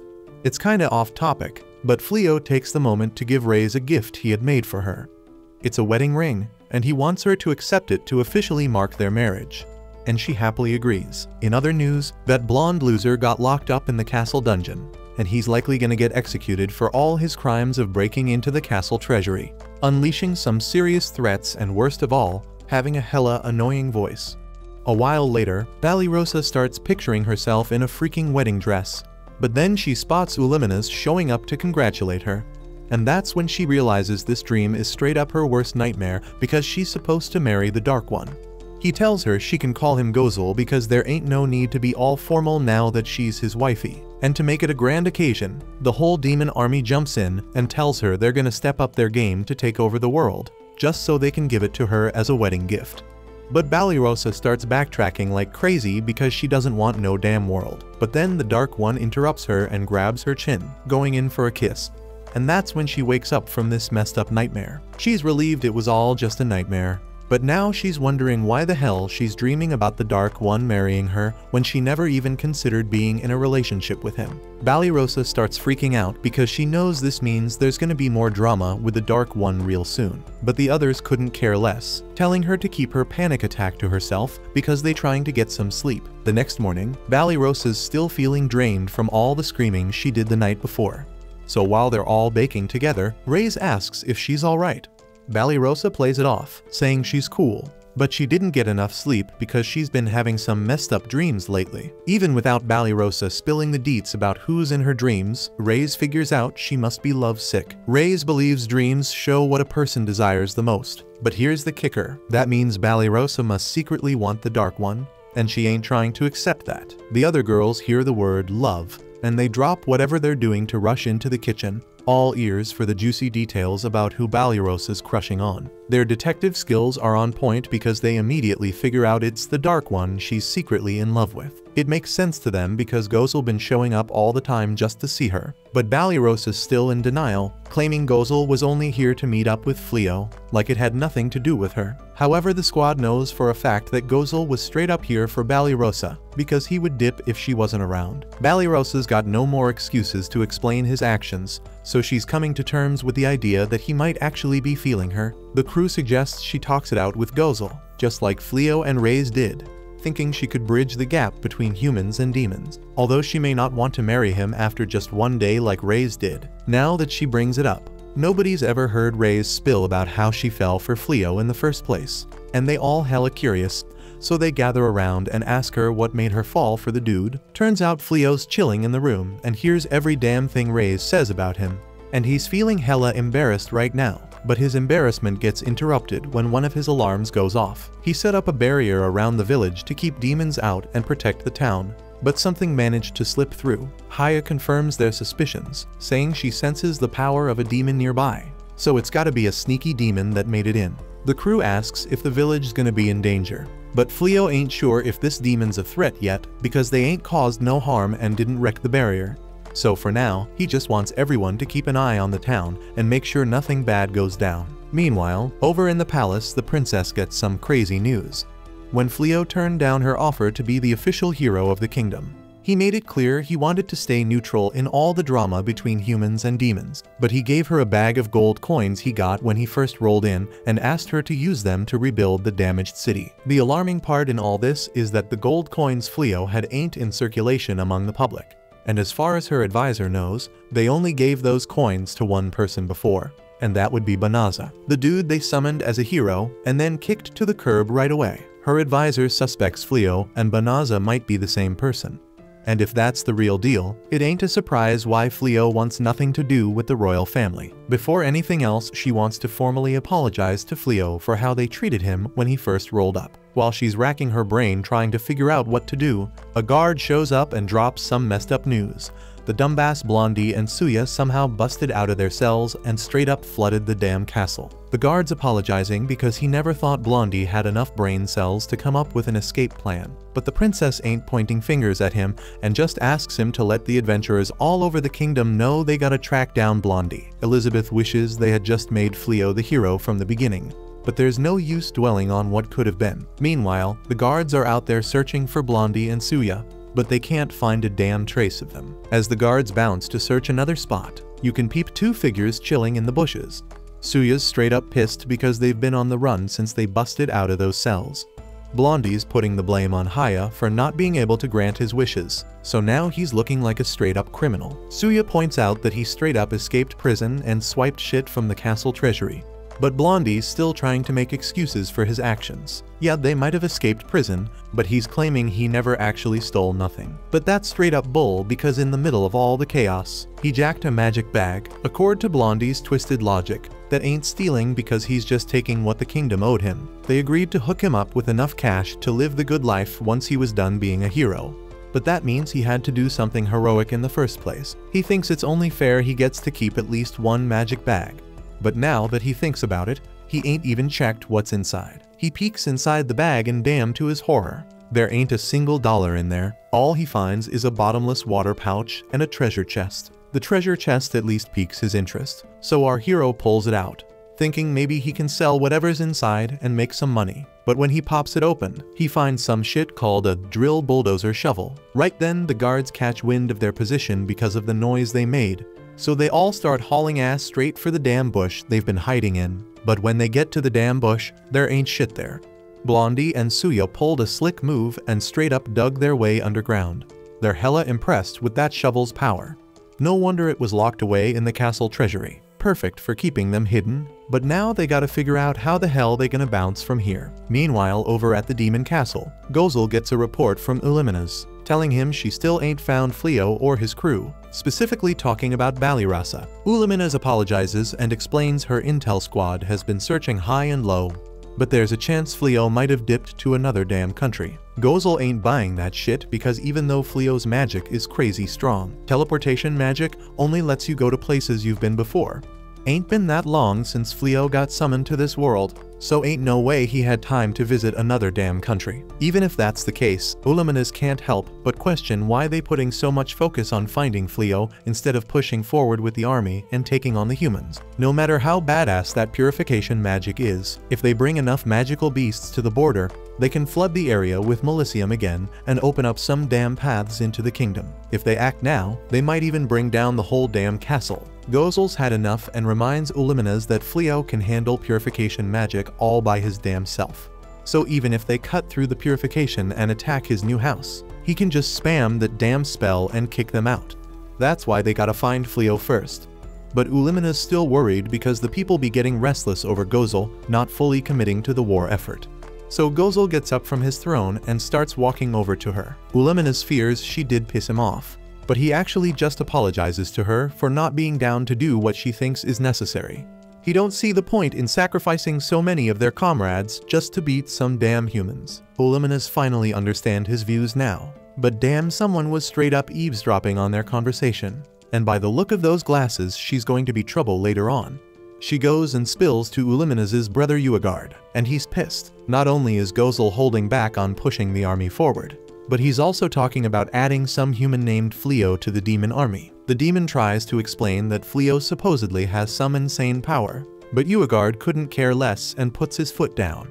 It doesn't matter how strong he is, because if he's a human, they just gotta take him out. The demon agrees with his logic, so Uagard declares he's taking over as the Dark One because his brother ain't fit to lead the demons. Back in the kingdom, Fleo just finished up shopping with Raze, and even though his barrier sensed another breach, things seem pretty chill here, so he ain't too worried. And since they got some extra time before they gotta head home, Fleo suggests they hang out and grab some lunch. But as they're walking, they notice one of their favorite general supply stores is shutting down. They go over to ask Holdy what happened, and she confirms she's closing her store because she can't find a supplier no more. The place she used to go got wrecked in the last battle with the demon army. When they finally get to the restaurant they wish to eat at, they run into Balirasa, and since she's there, she offers to treat both of them to lunch. Raze ain't too thrilled because her romantic lunch with Fleo got ruined, and she's wondering what made Balirasa suddenly want to treat them to a meal. Balirasa explains that her adventure rank recently went up by 1, so she got more reward money, but deep down, she just wants to shake off her thoughts on the demon that's been tailing her. Regardless of her reasons, she still wants to thank Fleo and Raze for all they've done, so Fleo and Raze accept her offer. But before they can go in to eat, Haya shows up all panicky because some crazy powerful being is heading their way. She asks Fleo to step back so she can defend him.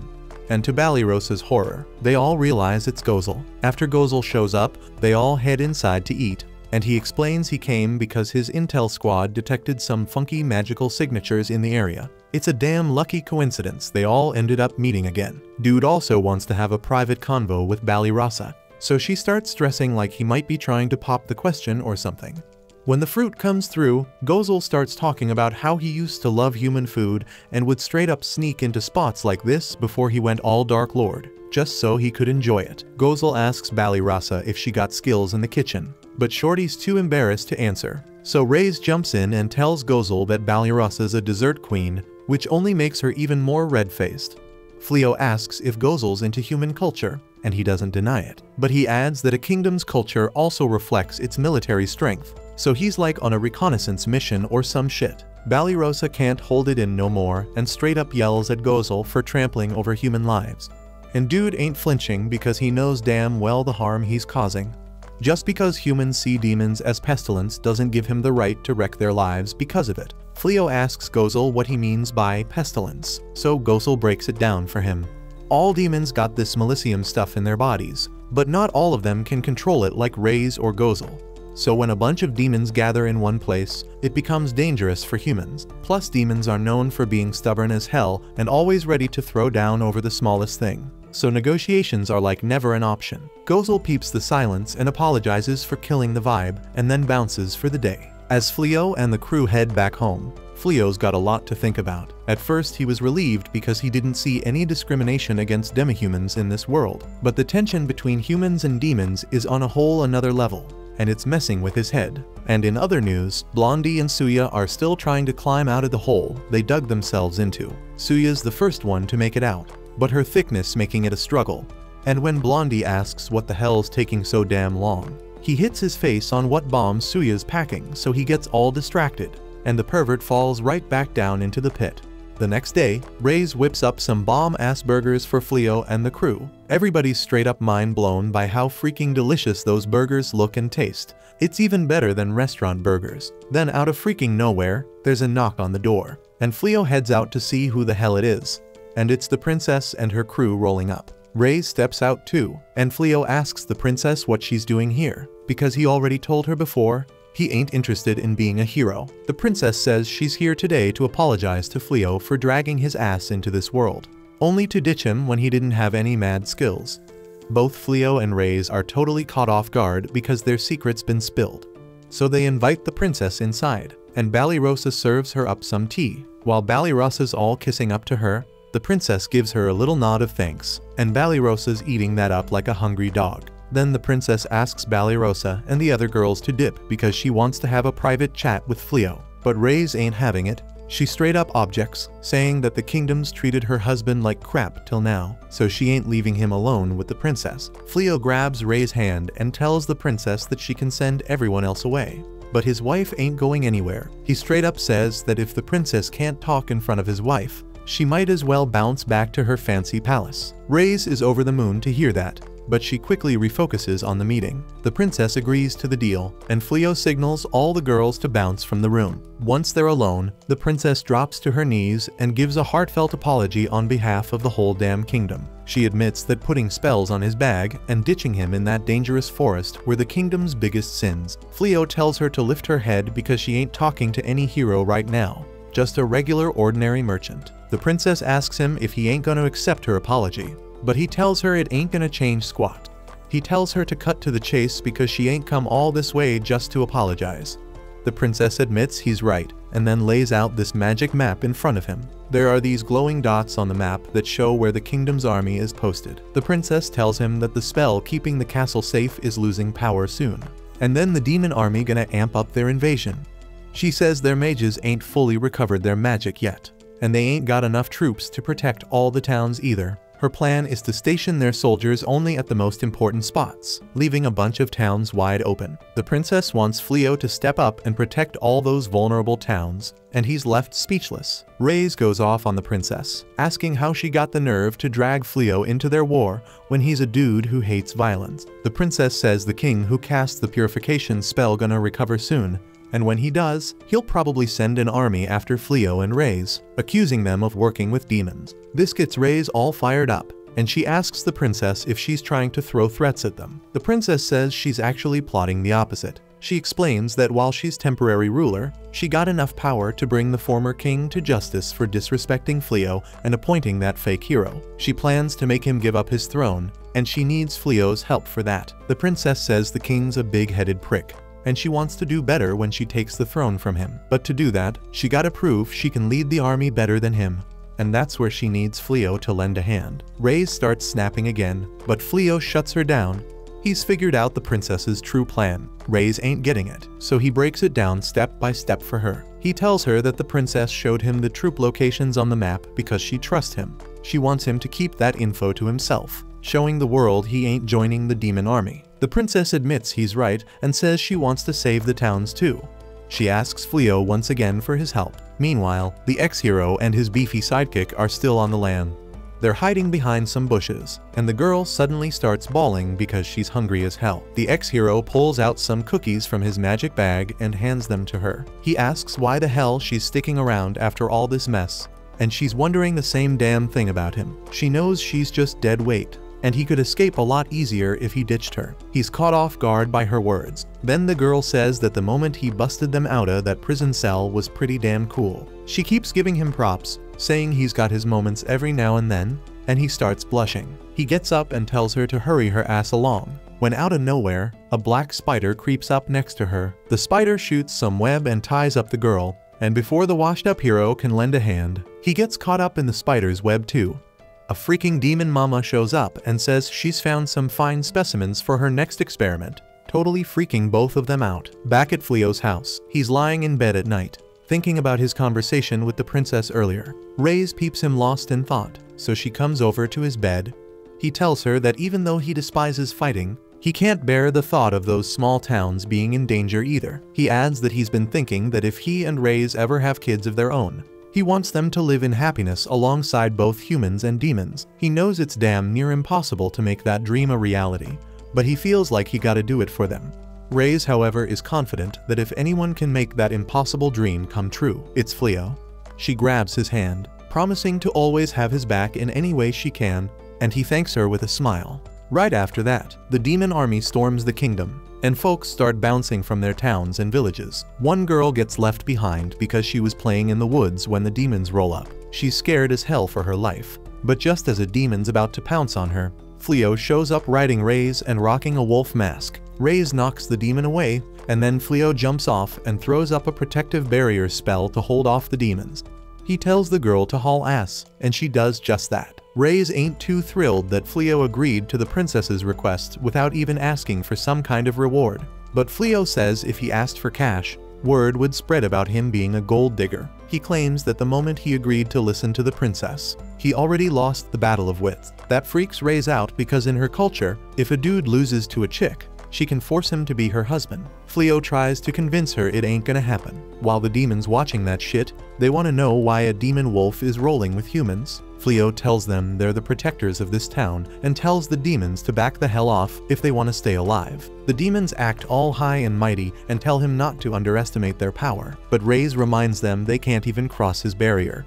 Right then, the boss of the demons shows up. He's a giant red cyclops wielding a massive club. Reyes tells Fleo that the Cyclops clan is one of the toughest types of demons, serving the demon lord's brother directly. The Cyclops looks at Reyes and starts talking smack, saying her brother was too weak to be a demon general and it's a good thing he died. Reyes gets pissed off and asks Fleo to step aside because she wants to handle the Cyclops herself. She says she won't let her brother's death bring shame to their mighty clan. As his sister, she's gonna reclaim their name and show everyone who the strongest demon clan is. Fleo says he ain't got the right to stop her because it's personal business, but he still asks her not to straight up kill the demons. She agrees and steps out of the barrier. The Cyclops swings his heavy club at her, smashing trees with each swing, but he's too damn slow, and Reyes easily dodges all his attacks. He keeps chasing after her, and she uses her mad agility to land small hits on him over and over. The Cyclops asks her if she thinks this gonna be enough to take him down. Reyes tells him if she was still her old self, she would have ripped him apart already. But after meeting Fleo, she's learned to control her power. She tells the Cyclops to be grateful to her man because he doesn't want him dead. Then she activates a skill and leaps high in the damn air. And with her next move, she switches places with the Cyclops, making him fall free. He throws his club at her, but that's a rookie mistake because Reyes switches their positions again. The Cyclops gets smacked in the head with his own club, and then Reyes decides to finish him off. She's floating 4 trees in the damn air with her magic. Then she uses gravity magic to speed them up and send them crashing towards him. She hammers the 4 bite wounds she gave the Cyclops earlier and pins him to the ground. With that, the Cyclops tells his minions to attack her, but Fleo uses his magic to instantly restrain all the demons. Reyes says he should have let her handle them all, but Fleo says they already won, and he's seen how strong she is. Then he heals the Cyclops, and the dude's all confused about his motives. Fleo tells him he's just doing this so they can go back home in peace. Then he busts out some lightning magic to intimidate the demons and says if they don't leave on their own, he can send them packing by force. Everybody's shaking in their boots, and before long, they start running away. With that, Fleo takes down the barrier he put up, and he says it's a damn good thing they pulled it off. Reyes hugs him and says all the practice they did at home paid off. Earlier, Reyes taught Fleo the most important thing in a fight is pressure. She told him to be confident and badass to scare the demons, and damn, it really worked. Reyes, however, wonders if that's the best approach. She thinks that breaking every damn bone of those demons would ensure they never come back. Fleo agrees she's got a point, but he thinks that method would just make the hate between humans and demons even worse. Right then, the townsfolk show up to thank Fleo for saving their asses, but they're worried about the demon wolf rolling with him. He assures them that the wolf is his partner. The girl they rescued also comes to give them thanks.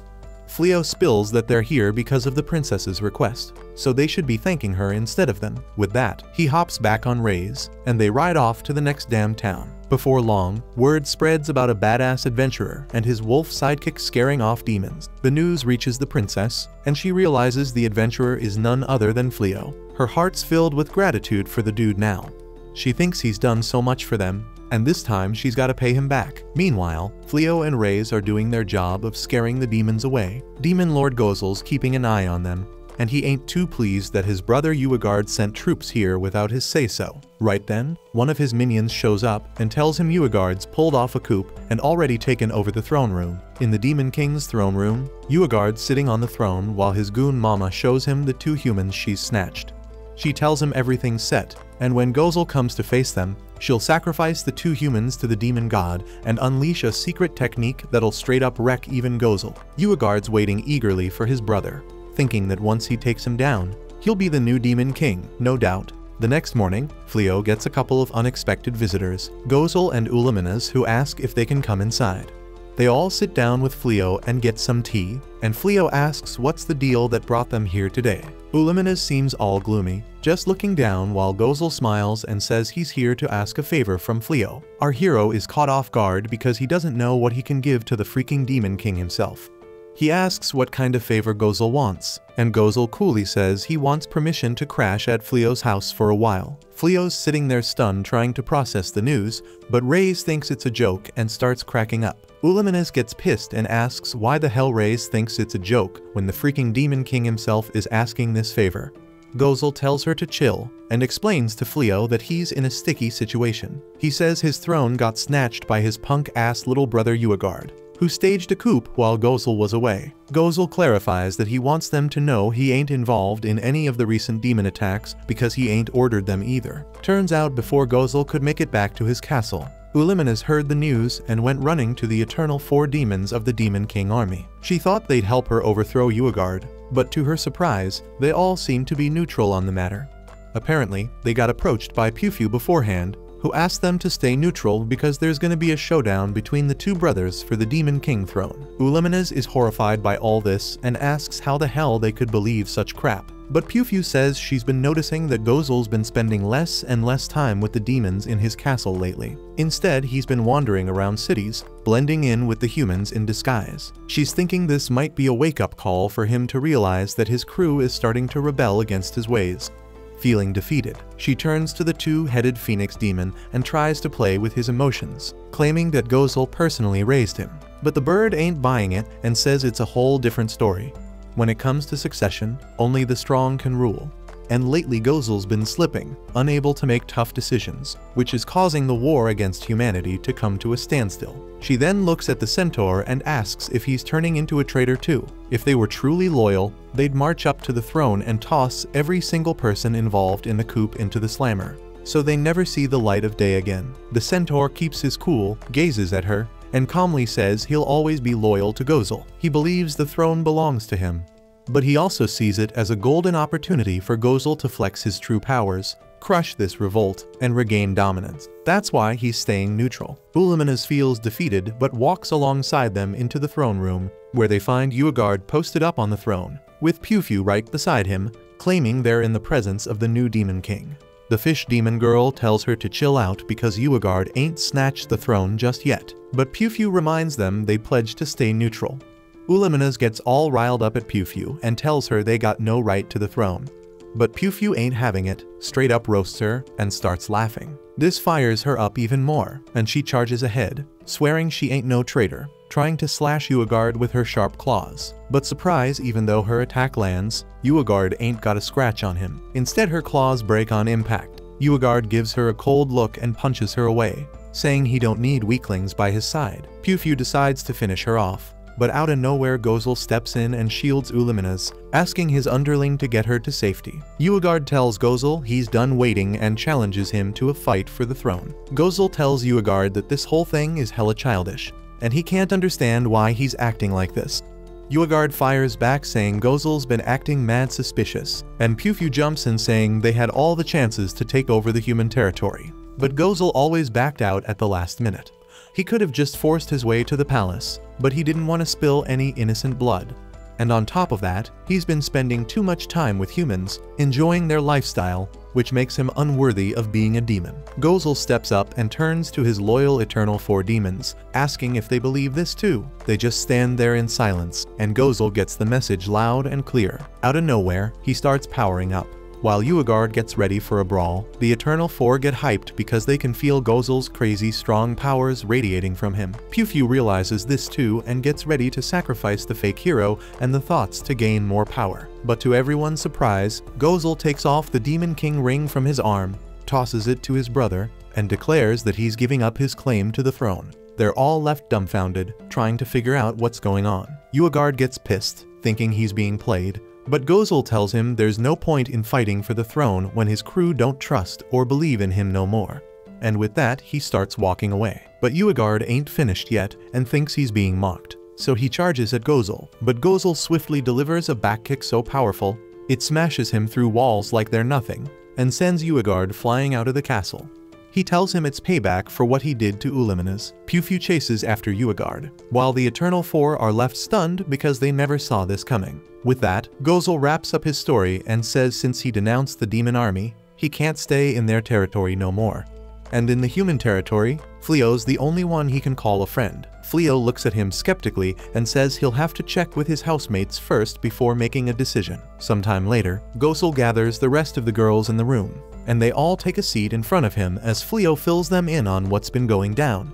They're all shocked by the updates, and Blossom asks about the recent attacks from the Demon King army. Gozel makes it clear that he ain't involved in that mess, stating that he told his troops to stand down. Bolano still seems a little scared and wonders if Gozel will still be like when he was coming around for tea and breakfast like before. Gozel assures them they got no reason to fear him no more since he ain't the Demon King and ain't part of their army. That eases their minds a bit. But Uliminas complains about how they wouldn't have to ask for a place to stay if Gozel didn't give away all their money to the army's intelligence department. Gozel replies that their work was crucial to keep innocent folk safe, and they deserved a good paycheck for it. He explains that he took the throne from his old man because he didn't like his ways, so it was bound for something like this to happen to him too. But he ain't got no regrets. In fact, he says they can now focus on other things, like how Fleo disguised himself and protected the town. Fleo's surprised that the Demon King knew about his actions and turns to the other girls, asking their thoughts about Gozel staying with them. The others seem cool with it, but Banished ain't too keen on having the literal Demon King in their house. But Ray steps in and tells her he ain't even the Demon King no more, and she manages to convince her emotionally to go along with their plan. So the Demon King moves in with them, but he seems to struggle finding something to do. He approaches Blossom and offers to help her, but she declines, saying she don't want any more magic in her crops. With that, he heads over to the stables where Baireli's taking care of the demon horses. He asks if he can lend a hand, but the horse gets spooked by his intense aura, and Baireli tells him to bounce. Next, he steps into Fleo's workshop, admiring all the armor pieces he's crafted. They have a chat about it while Uliminas watches, seeing Gozel having more fun than ever as the Demon King. Later that night, they all gather around a bonfire, chowing down and shooting the breeze. But Banished still looks uneasy, keeping her distance. Later, she can't sleep and gazes at the moon when Reyes and Fleo enter the room, offering her some tea and snacks. Reyes apologizes for manipulating her, but she brushes it off, saying she's just a housemate anyway. Fleo chimes in, saying he loves the way they're living now, each of them playing their roles, complementing each other, and living in perfect harmony. Banished looks off into the distance, thinking she might not belong there because she ain't got nothing to offer. She knows Gozel wouldn't harm a human, and that he ain't the Demon King anymore, but she also knows that humans and demons ain't all that different. They both have friends and family. But even with that knowledge, she can't pretend to live peacefully under the same roof as a demon. She's seen the horrors suffered by knights who mourn their lost loved ones. Fleo locks eyes with her and tells her she don't have to get along with them if she don't want to. He explains that Gozel can live anywhere, and the real reason he's there is because he's scared Uegard might try something against them. Reyes also looks at her and reminds her that she ain't useless. She's the one who taught her how to bake cookies, offering her some as a sign of appreciation. The next morning, Banished walks up to the demons and tells them she's cool with staying with them, but she'll be keeping an eye on them. If they harm a single human, she ain't never gonna forgive them. Gozel smiles, and Ulimenes mocks her for being scared of Gozel in the past. Banished fires back, saying Ulimenes lost to Fleo twice. Gozel approaches her, extending his hand for a handshake, but Banished refuses, saying she'll do it once she can trust him. And with that, she heads into the forest for the day's hunt. Meanwhile, we see the hero and Suya hustling away from the demon castle. The thief hero mentions that when they hit the town, they're gonna sell the jewels they snagged from the demon treasury. He says they can chill at an inn and enjoy a nice relaxing bath. Suya agrees, but reminds him they're still on the wanted list. The thief hero assures her they'll figure it out once they leave Clyrode, and Suya compliments him, saying he's really clever. Suddenly, a dark aura starts emanating from the bag the hero stole, and they keep on running. In the demon castle, Uegard straight up goes back to attacking Clyrode, but every damn time those demons try to push forward, they get slammed with resistance. Dude's all pissed and asks Pew why the hell his army can't move forward. She explains that Clyrode set up a bunch of traps along their path, making it hella hard for them to push ahead. Traps weren't an issue last time they went to war, so Uegard wonders why they're struggling now. Pew's trying to gather the courage to tell him it's because he's stupid as hell and can't avoid the traps. But before she can even finish, Uegard cuts her off and shows off his stupidity by ordering a massive army to march right into the traps. Some of his men might bite the dust, but he's cool with that sacrifice. Pew asks him how the hell he plans to lead an army that's down to walk through a damn minefield. But he just throws that responsibility on her and straight up punches Pew in the gut. So she shuts up and bounces out of the room so he doesn't have to answer any more questions. Uegard walks past all the demon generals, and once he's gone, they start talking among themselves about how they're totally screwed.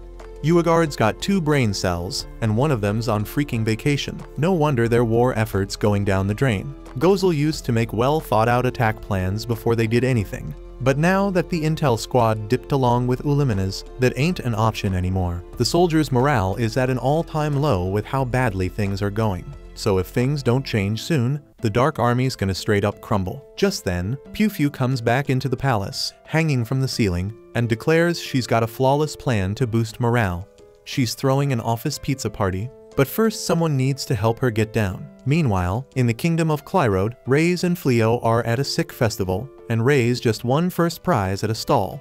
She gets all hyped and hugs Fleo, telling him the prize is a voucher for a local hot spring. So she's stoked to hang out with him there, but turns out the voucher's only valid for 3 or more people, meaning they gotta bring along a friend. So Reyes ain't feeling it anymore. They keep walking through the festival, but now everyone joins them. So Reyes is bummed because she can't get any alone time with Fleo. Fleo's trying to cheer her up because the whole point of this trip was to get to know Gozel and Ulimenes better. So she should just chill and have a good time with everyone else for now. They get welcomed by the hot spring hostess, and Fleo's showing mad love for the hospitality. While he's signing in, all the girls get hooked up with free yukatas. They all head to the changing rooms, but before they dip, Reyes goes up to one of the attendants and straight up asks for directions to the fertility-boosting hot spring. The attendant knows exactly what Reyes is after, so she hands her a map and wishes her good luck. Meanwhile, the other girls are making their way to the changing room, and Blossom accidentally bumps into this huge dude. She apologizes for not watching where she's going, but little does she know, it's Uegard in human form. Pew steps in and stops Uegard from losing his cool and blowing his cover. Once Blossom's out of there, Uegard asks Pew why she stopped him from taking out that girl. Piu reminds him that they're here with the demon army, disguised as humans, to boost morale. If he goes off and exposes them over nothing, all her hard work will go down the drain. Just then, the other demons show up, all stoked to kick back in the hot spring. But before they split up, Piu reminds them all to rock the necklaces she made for them at all times, because it's the only thing keeping their Millennium in check. As they pass by Rays, Uluminous, and Gozel, the demons are wondering what the hell's going on with all the demon generals gathered here. They ain't causing trouble, so Gozel starts thinking if he should have done something like this for the army, back when he was still the Dark One. Rays tells both Gozel and Uluminous they gotta avoid the other demons at all costs, because if Uagard and Gozel come face to face, shit's definitely gonna go down.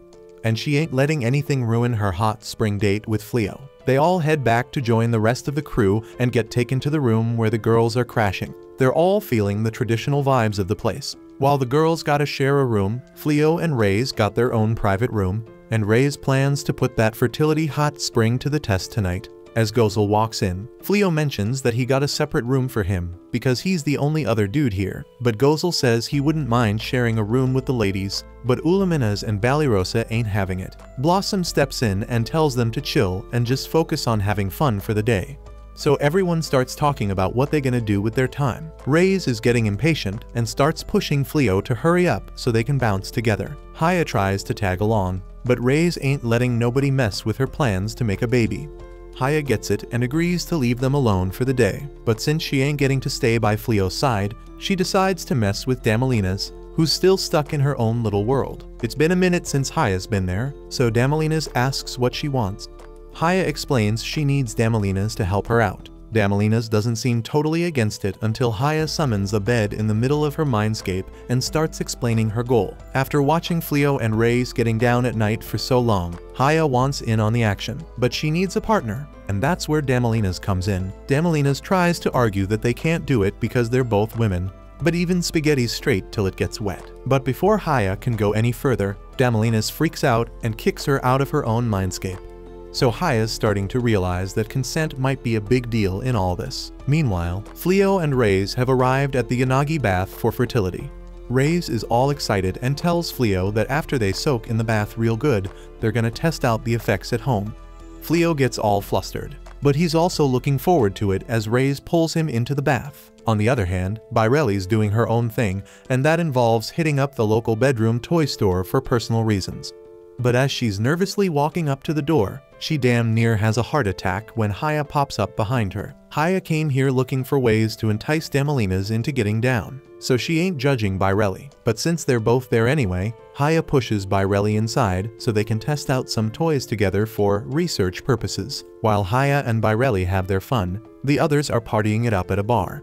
While they're drinking, Blossom notices that Balirosa's been staring at Gozel the whole damn time, so Blossom starts playing around, saying if Balirosa's so into Gozel, she should just go over and start chatting with him. Balirosa says that she's just keeping an eye on Gozel and Uluminous because she still doesn't trust them. But then Blossom calls Gozel over, and now he's got the perfect excuse to talk to Balirosa. He wastes no time and starts giving her mad compliments about how fly she looks. Uluminous is getting all annoyed because Gozel can't keep his flirting in check with Balirosa. But then Blossom invites Uluminous to join them for a drink, and Gozel jumps on the offer like a happy puppy. Meanwhile, Uagard and his crew are having a blast, stuffing their faces and drinking like there's no tomorrow.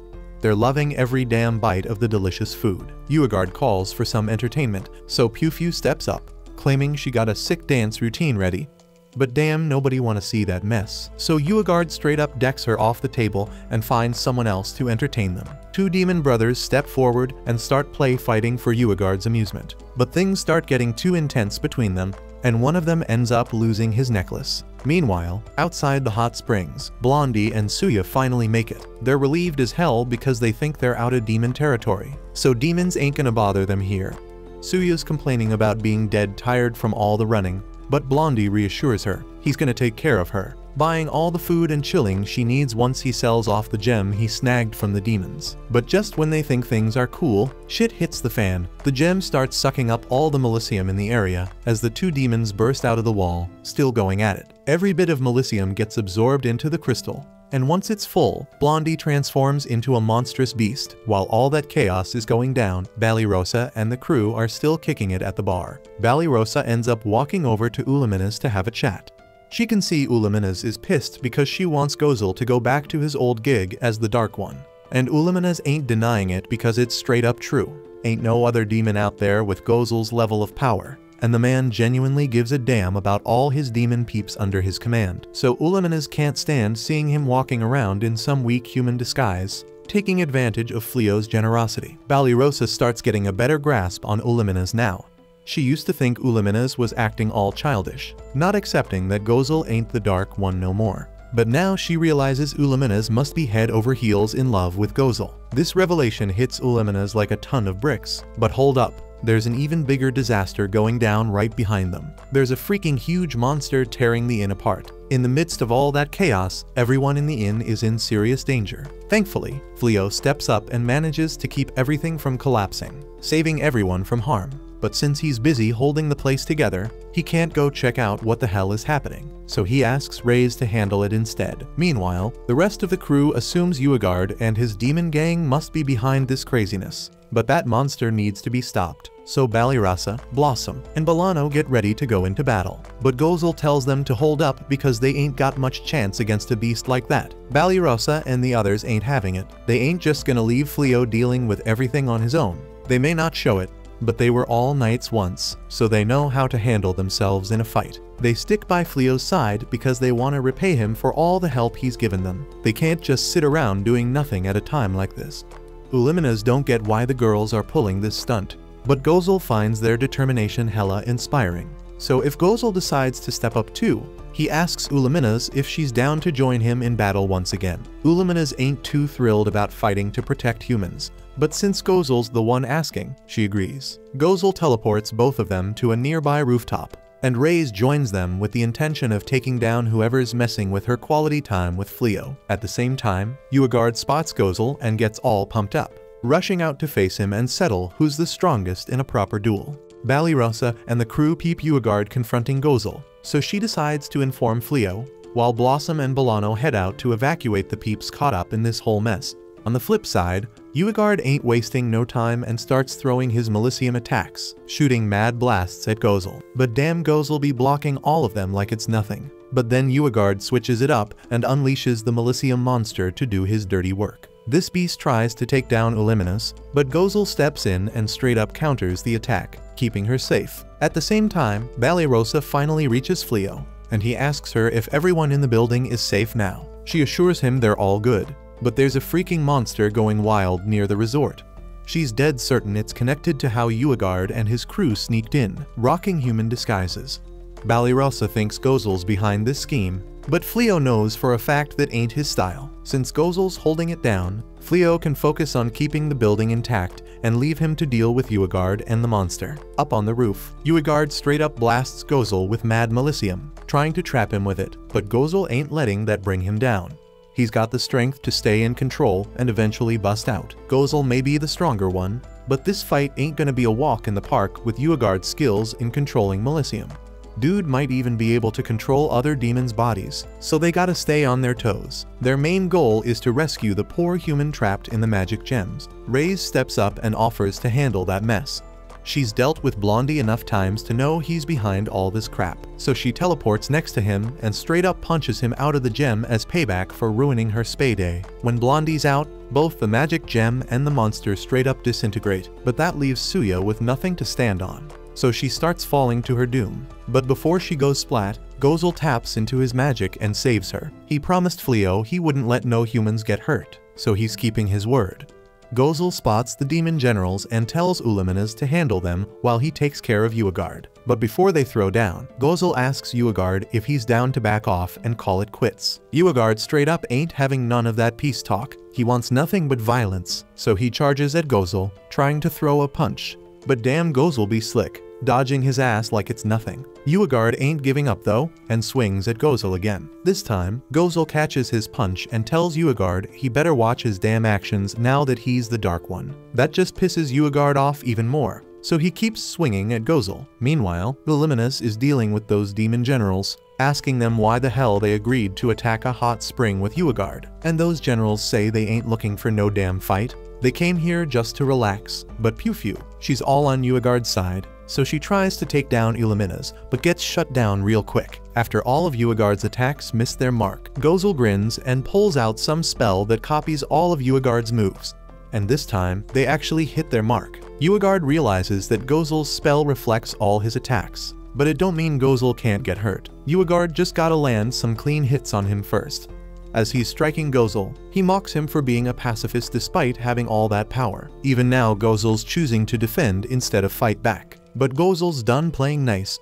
He grabs Uagard by the face and busts out a spell he never wanted to use again. This spell seals away all of Uagard's Melicium, leaving him weaker than your average human. Uagard never even heard of this kind of spell, so Gozel breaks it down for him. He perfected it to take down the former Dark One and claim the demon's throne. Turns out, the spell was originally developed by humans, and Gozel just finished what they started. Uagard straight up outraged that Gozel would even think of using a human spell on him. But at that moment, the hostess and her crew whip out some special talismans. They use them to bind Uagard and capture his ass. And it ain't just Uagard. The rest of his demons get caught up too. Although Pew seems to be enjoying the ride, the hostess had some fail-safe spell on all the yukatas she gave to the guests. Since Uagard's crew's been deemed a danger to everyone here, she uses the yukatas to send them flying away from this place. Illumina's is straight up shocked at how damn easy it was to get rid of those fools. But then she hears some unmistakable clapping sounds downstairs, so she peeps what's going down. And what does she find? Reyes is straight up clapping Blondie's cheeks. Suya tries to apologize for Blondie's mess-ups, saying he didn't know the damn gem would turn him into a freaking giant monster. But Reyes keeps clapping his cheeks until Balirasa shows up and tells her to bounce because Fleo's about to bust out his repair magic and fix up the resort. Once Fleo does his thing and repairs the building, the others offer to help get everything back up and running inside. Meanwhile, Blondie and Suya gotta go on the run because the resort staff is after them. Blondie thinks he's slick and pulls out his magic shovel to escape. But the idiot accidentally digs himself into a water hole, getting blasted away. Back at the resort, the hostess thanks Fleo and his crew for helping get everything back on track. She can't offer much in terms of rewards, but she tells them to have the time of their lives while they're here. Now that the annoying distractions are gone, Reyes can finally enjoy her bath. Once she gets in, she's loving every damn minute of it. Illumina's is a bit hesitant because she's scared of water, but she eventually builds up the courage and starts enjoying herself too. Bairelli and Haya are chilling in the bath too. Although Haya ain't getting why hot water's so great, Blossom and Bolano are there too, and they want to know what the hell Bairelli was up to while all the chaos was going down earlier.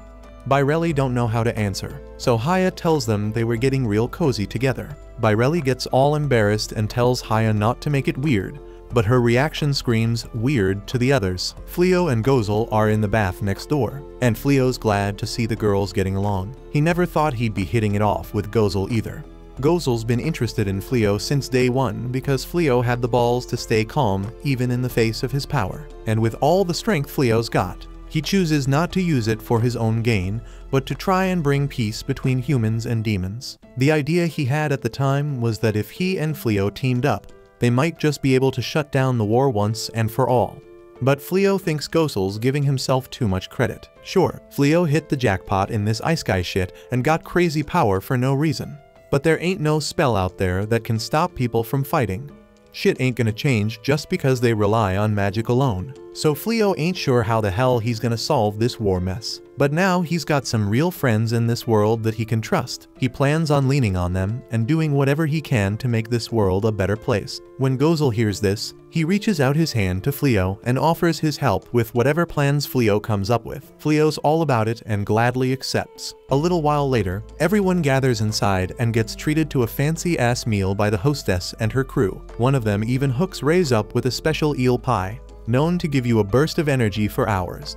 Reyes shows her gratitude, and while everyone's chowing down, Balirosa steps up to Gozel. Gozel's all surprised because Balirosa ain't never approached him on her own before. He asks her what she wants, and she says she's here to thank him for what he did in the battle earlier. Reyes told her how he made sure to protect humans throughout the whole thing. Gozel brushes it off, saying it ain't a big deal because he can't break the promise he made to her. But Illumina's gets all jealous because Gozel's getting close to Balirosa. Everyone's having a blast at dinner, and when it's time to hit the bed, Reyes comes in to check on them all. She makes sure they're all knocked out, and then she goes over to Fleo, who's sitting there staring at the sky. Now that it's just the two of them, Fleo asks Reyes what she thinks of humans in general. She admits she ain't really put much thought into it, but on the surface, humans seem weaker than her own race. But after spending all this time with humans, she realizes that superiority ain't just about military shit. She remembers how Banished served her a taste of defeat in a baking contest they had a while ago. So while she can't exactly say she loves the human race, she don't see them as enemies no more. But forgetting about her emotions for a second, she straight up asks Fleo why he's dropping this question out of nowhere. He tells her he just wanted to know where she stood. The war between humans and demons is about to get uglier,